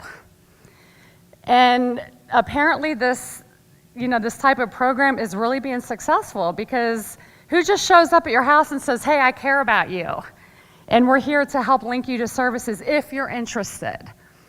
And so that is underway right now. We're developing policies and procedures for it, so you'll be hearing more about that effort. We also, as a board, we're funders. We do not provide direct services, but we give money to other agencies to provide that service as well. We sit on task force and work with other agencies to make things happen. So our treatment provider in Huron County is Firelands Counseling and Recovery Services. 3 of the efforts they have ongoing is they offer outpatient treatment for mental health and addiction services. A lot of people think you have an addiction, just go to residential or go to detox or go somewhere and then come back. It doesn't work like that. Because you go away, you come back, you have your same environment, your same friends. So outpatient is, a good starting place. You gotta try to work that first so you can stay in your environment. So just sort of keep that in mind, that it's not always the answer to just send people away and they come back and they're fixed. It does not work like that. Addiction is a lot more complicated than that. They also have increased their services to the jails here locally. So they're offering groups, individual counseling and assessments. These are the treatment staff at Firelands. As well, they have vocational services now for adults and youth. Another effort we have underway is this evidence-based behavioral modification training program with children ages K through 1. It's called PACS. We are going to be offering that training here in Huron County, hopefully in November, and it's going to be a free training. And we have several schools who have identified an interest in this training program. We also have a contract with 2 sober living homes here in the county. One is called Miriam House. It serves up to 7 adult women and their children. There's also a new men's recovery home opening in Willard called House of Hope that will hold 4 men. So we're really excited to contract with these services. We also have joined the statewide opioid standing committee with our state association down in Columbus. I just went to a meeting on Monday. It's a team of about 25 people across the whole state coming together to put our heads together and say, what can we do?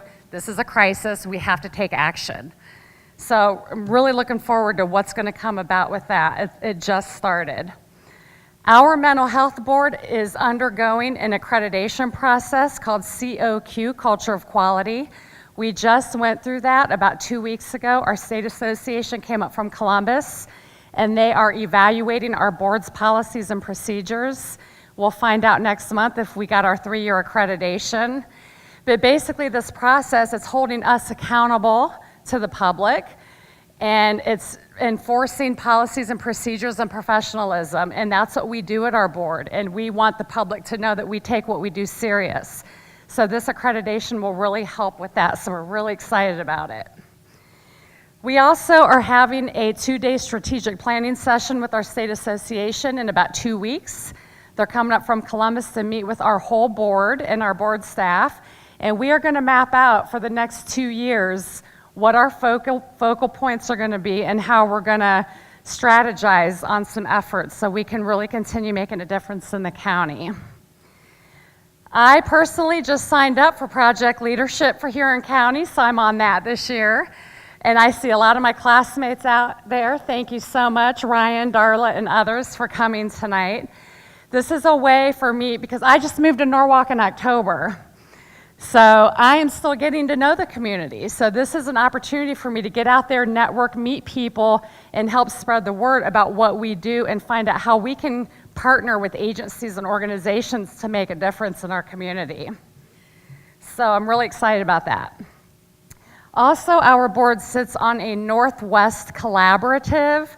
Basically, this is 9 mental health boards in Northwest Ohio that are coming together. Funds have been allocated by our state to go into such efforts like detox. So we meet regularly with them. Our executive director, Dr. Beth Williams, who's here for our board, she goes to those meetings and is working with the other executive directors on these boards to make a difference with this money allocated by the state. So those are just a few things that we're doing. So tonight is a call to action. And what we ask is before you leave, grab a flyer off the table that has our contact info on it. Please grab some flyers, grab 10 of them. I think I printed 600 of them. Get them out there, contact us, call us, email us, stop by. Talk to us about your ideas.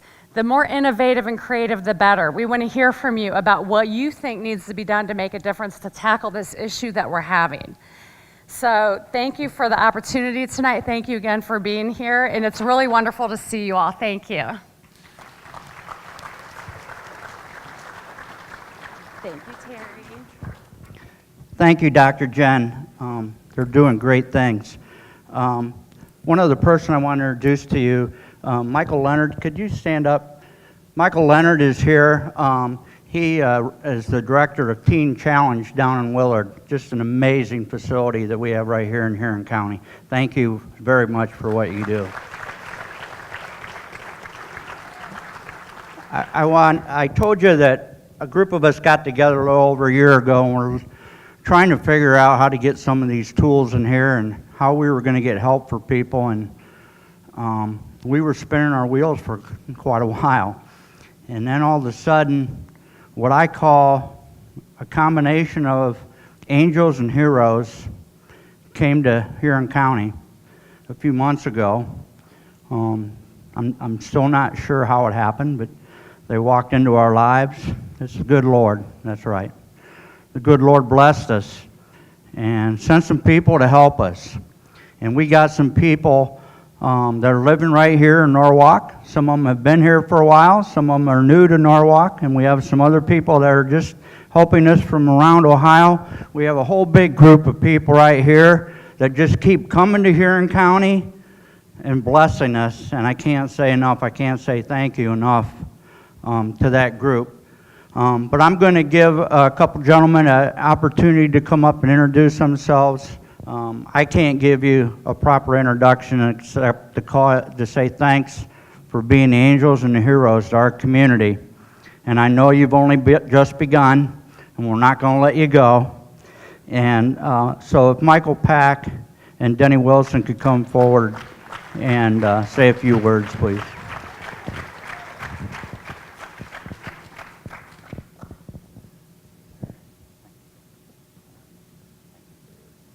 Hello everyone, my name's Michael Pack, and I'm a person in long-term recovery, and I suffer from a substance abuse disorder. I can't tell you how old I was when I started using drugs because I was born addicted. I lived in and out of the hospital until I was almost 4 years old, and the first time it became my ideal to use, I was 9 years old. I swore I'd never use again, and 2 days later I was right back down at the football field doing the same thing all over again. My addiction robbed me of everything in life.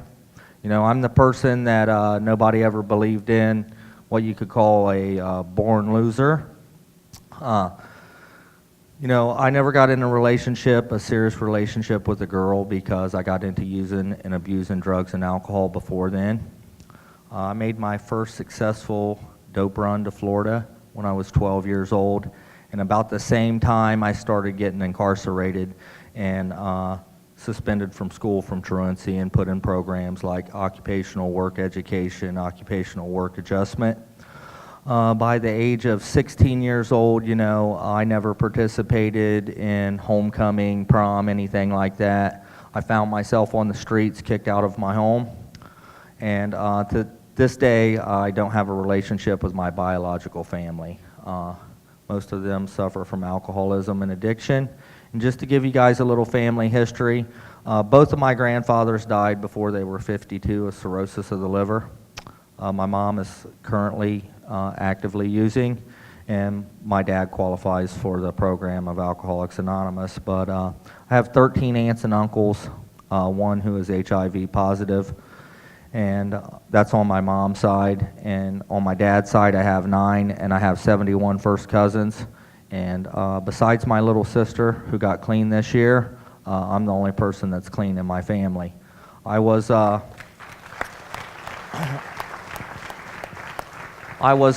first person in my family to ever graduate from high school. And the last time that I used, I blew every panel on a drug test. It was my 11th try coming into the program. It took me 11 tries. I believe I'm on borrowed time, and I got here through a divine intervention. I fell out on a dock, and I was life-flighted to St. Rita's Medical Center, Mercy Hospital, and I spent 27 days in a coma. And on the 25th day, I heard my mom tell him, F him, pull the plug, and walk out. And I woke up. And since then, I've never had the desire to use. And I was basically Baker acted. I was given a choice that I could go to Twin Valley the state mental health hospital, or I could go to jail, or I could go to treatment. And I chose treatment. And they were going to send me one of 2 places because of my criminal record. From age 21 to 34, I spent most of my life incarcerated. I couldn't function in society anymore. And my seed was planted through the courts, and I hit my bottom dead clean and sober. My dad's friend was the bailiff in our hometown. And when they took me to court, he told me, he said, Michael, you need to leave Marion and never come back. Nobody wants you here. And the judge looked at me and he said, you know, in 10 years you'll be dead or you'll be in prison for the rest of your life. And in exactly 10 years, I was the county's first drug court liaison for that judge who never believed in me, you know. And he tried to take credit for my recovery, but he sent me to the same crappy place that he sent everybody else to. But for the first time in my life, I got stuck with what I thought were Christians, and I thought and perceived people of faith to be weak, and I found out they're not, because Christians are people of principle, and they don't act out on their own will. And I learned through that program that if I picked up again, it was because I chose to. And once I learned that, I've never picked up ever again. Upon moving home to adopt my niece and nephew who were attacked by a heroin addict and a sex offender, my friend's daughter died. And that was the very first fentanyl heroin death in the state of Ohio. And it bothered me so bad that I started chasing heroin outbreaks around the state. Along the way, spoken 190 communities, driven over 3,000 people to detox, and I met a kid, Antonio Lopez. You guys know Antonio? Anybody know Antonio? Come here. Come here, Antonio. He called me, and he tells people I'm his mentor. I don't think so. I think his works will far surpass mine.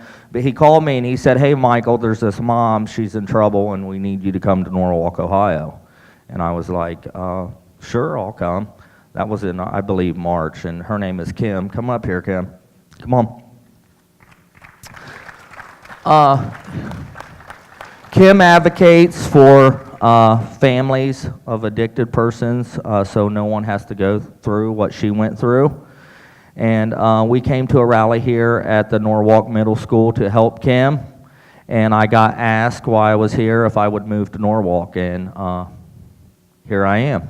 I moved to Norwalk in June. Since I've moved to Norwalk, we've assisted 68 people in Huron County into seeking either detox or treatment. We recently represented Emily Cooley at the White House in the National Press Club. And Emily is an angel, and she introduced me to Kim in March through Antonio. And if you have anybody that you know that has lost a child due to addiction, get a hold of Kim. We're going to do some great things here in Norwalk, Ohio. And people ask me what the solution to the drug epidemic is, and everybody knows that there is not one solution. But the solution is inviting as many recovery agencies into your community to work with the first responders who are on the front lines, the sheriffs, the police officers, the commissioners, the mayor, the parents like Kim, and giving them a place to where everybody can represent themselves and make a beacon for recovery in Huron County. You guys seen the statistics. Last year, Ohio lost 3,050 people to overdose death. And this year, we've already lost more. And overdose is the most preventable death in the United States of America. And we don't need to wait until we're carrying caskets. Today, I lost my 130th friend to an overdose. I'll be at 2 funerals this week. And if you guys are as tired of this stuff as I am, I urge you to stand up with us in this community. It's a great community. And here is the elder Denny Wilson, my mentor, and I love you, Antonio. Thank you, Michael. This I recall to my mind, therefore have I hope. It is of the Lord's mercy that we are not consumed. Great is thy faithfulness. They are made new every morning. Antonio's been ducking me for over 2 months, so I'm glad he's here. So, you know what? Yes, I am not from Norwalk or Huron County, but I need you guys to bear with me for this evening. I'm not going to get into the honor and the privilege to be in front of you and blah, blah, blah. No. Death by addiction, a call to action. That action starts with a little interaction, and that's why I'm glad you guys are all here tonight. So we're going to interact from this point out. Starting tonight, what I'd like for all you guys to do is just stand up. Stand up right where you're at, if you're able to. Stand up. I won't be before you long, I promise. Now what I want you to do while you're standing is turn to the person on your left. As you take your seats, everybody say, not yet. As you take your seats, everybody say, not yet. Can you hear me? Not yet? All right, I'm just going to gently lay this down and hopefully we won't get feedback. Oh. Good night. Sorry about that. I wanted to address everybody this evening, and again, my name is Denny Wilson, and I am a person in long-term recovery from a substance use disorder, and I'm not going to go into details. We've heard plenty of stats, and we've heard plenty of facts tonight, but there are 2 things that I want to add to those as far as facts. Number 1, we need oxygen to breathe. Is that a fact? Let's say it a little louder. I can't hear you. Remember, we're interacting tonight. Okay. And number 2, addiction is a disease. Is that a fact? Yeah. Say it a little louder. Yeah. Okay, thank you. I just want to make sure I was in the right room. But I am going to ask you guys, and I brought a little cheat sheet because I got so much going on right now. But again, you guys are family, and I do not use that word lightly. Okay, whenever I say family, they know that it's family, okay, to the root core of the definition. But at the age of 6 up to 25, I experienced enough that after a failed suicide attempt, I've now managed not to use drugs and alcohol in the last 22 years. So, thank you. And I promise you I don't bring that up to impress you, but to impress upon you that, number 1, we can and do recover. Ashley, God bless you. Thank you for sharing your story. I'm motivated all over again to do more. But In these 22 years, I have been blessed to visit many cities. You heard Michael Pack, my partner and friend and brother in Christ, talk about some of the communities and his travels and stuff like that. Well, I've been around the block a few times too, especially throughout the entire United States, and Ohio is home. But the reason I'm here tonight is because Huron County and the city of Norwalk are beautiful inside and out, and that's why I wanted you guys to say that this morning, or this evening, tonight, yesterday. You see, in my travels, never before have I witnessed the coming together like I have in the last 2 to 3 months working with the people of Huron County and the city of Norwalk. While many communities are struggling to fix ineffective or tainted systems which create more heartache and grief, Huron County, its elected officials, the local OMOS board, many county employees, and the area's largest hospital have come together with the city of Norwalk, their city council, city prosecutors, sheriff, ordinary citizens, and Mayor Rob Duncan to create what I pray will become a model and tone throughout our beloved country, not just Ohio, starting right here in Norwalk. On October 1st, just a few days ago, the concerned and very engaged people I just spoke of entered into an official agreement and an official partnership with Ohio's largest and most successful recovery support provider in the state, FI Community Housing. That didn't mean much. How many of you guys, you know what, out in the crowd, scattered amongst you, and they were already recognized once, are some staff and some leaders from around the state that are involved in FI Community Housing. Can I go ahead and have you stand for a second?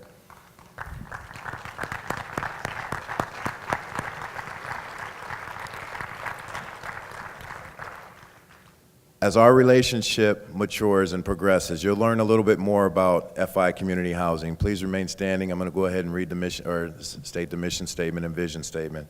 But I'm going to leave it at that for tonight because relationships are built over time. And I want to get to know you, the city, even more than we already have up till now. So FI Community Housing will collaborate with individuals, staff, and the community to provide and promote recovery-focused, wellness-based, and trauma-informed recovery support services that will enhance personal recovery. Through our efforts, millions will have higher self-esteem, higher hopes for the future, and lives that will enrich the body of Christ and the communities in which we live. That's what these guys, that's what I stand for, that's what FI is all about, and that's why we're here tonight.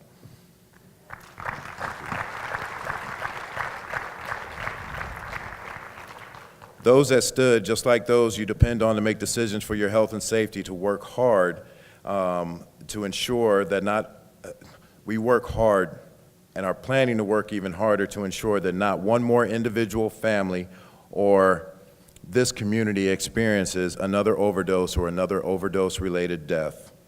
How we're going to do that? This partnership that I spoke of is the launch, the start. If you've seen it in the local newspaper recently, seen it on social media, we are, by the end of this month, going to open up Huron County's, Northeastern Ohio's very first peer recovery community center over on Shady Lane right here. This new House of Hope will not only serve as a safe haven for those looking to end the nightmare of addiction, but a place where prevention, family education, and reunification will take place.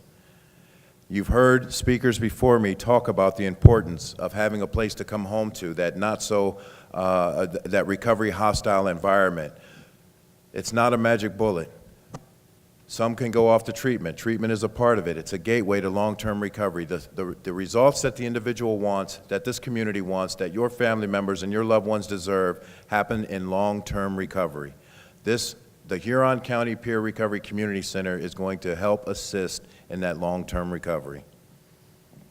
This place, a hub of honesty, integrity, and hard work, is going to be also a loving atmosphere where unity, relationship, and empowerment will flourish. The principles that built Norwalk and Huron County, from my understanding up to this very moment.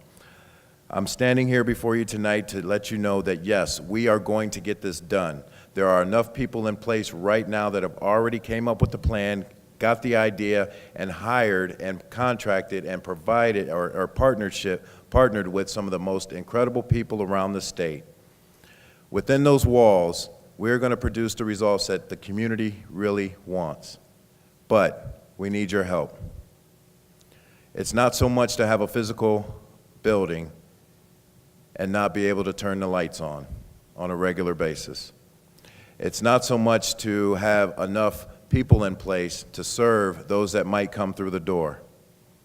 If this place is going to be exactly what this community needs, a place where arts and free expression and music and science are explored and people can get what they need when they walk through the door, even if it's just somebody to just sit down and climb down in that hole with them that they might be in. It's going to take this community. I don't want to get too repetitive in what's already been said. It does take a village to raise individuals. It's my understanding that up to this very moment, everybody here has come together in so many different ways in the past. This call to action is no different. If we are going to sustain and expound and back the ADM board, or I'm sorry, the OMOS board up, we've got to get some skin in the game outside of coming and attending places like this. That's where you come in. Today, we spent the day prepping the place for paint. We don't have any paint. Do you have any paint? It's those things. Keep us in prayer. That's what we need more than anything. Stop by. Do you have old blankets that we can hang on the windows? No, I'm just kidding. But I can't tell you how excited I am, because when I tell you to say not yet, say not yet. I have been doing this long enough, been involved in the industry long enough to see communities just like Norwalk turn into communities like Akron, where we are facing 48 overdoses per week. You have the ability right now today to help put a stop to that by getting involved with this new center, by getting involved with your board, by getting involved with Fisher Titus, by asking and coming together and talking about what's really going on in your community. That film that you've seen, that could very easily be made right here in the city of Norwalk a year from now. How do I know? Because I've seen it. It's a slow progression. Just like addiction in the individual, cities and communities are dying each and every day because they're not standing up. They'll sit back with their heads in the sand and say, hey, you know what, it's not going to happen to us. And that's true to an extent, but it eventually does. Every community is affected, just like this one. You heard the doctors, the reports. It's happening right now. So what are you going to do? Are you going to stand by idly and think that it's not your challenge, that it's not your problem, when your elected officials, when your coroner, when your doctors, when your OMOS board, when the people in your community are standing up and saying, hey, this is real life, this is happening right here, we are not immune to this? Are you going to wait until it's too late? No. How many of you guys have been affected directly by a drug or alcohol overdose? Almost every hand in the room. So I challenge you on this night to dig deep about what it is that you can do to help the efforts of those that know they can help, that have a proven system outside of the doctors and the treatment and the case management and the counselors. Those are all a big, huge part of it. But at the end of the day, it's going to take somebody like me. It's going to take somebody like Ashley. It's going to take somebody like Michael Pack to educate not only you, but be there for that person when they come home from treatment, when they continue treatment, when they slip, when they fall, when they relapse, when they don't have enough energy to even raise their hand and say, hey, I need help. So again, this is a call to action, death by addiction. We are not going to stand for one more overdose. in Huron County from this day out. Amen? We are not going to stand for one more overdose or overdose death in Huron County from this night on. Amen? I will do what I can to help, even if it's just pray. God bless you. I love you.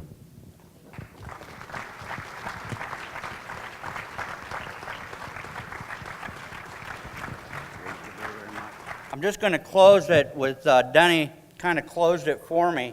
I'll come right out and say it. We need things from you guys. We need more tools. We need help on the tools that we got.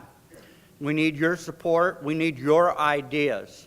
We have no problem of bringing any. You bring the idea to us, we'll do what we can to make it happen.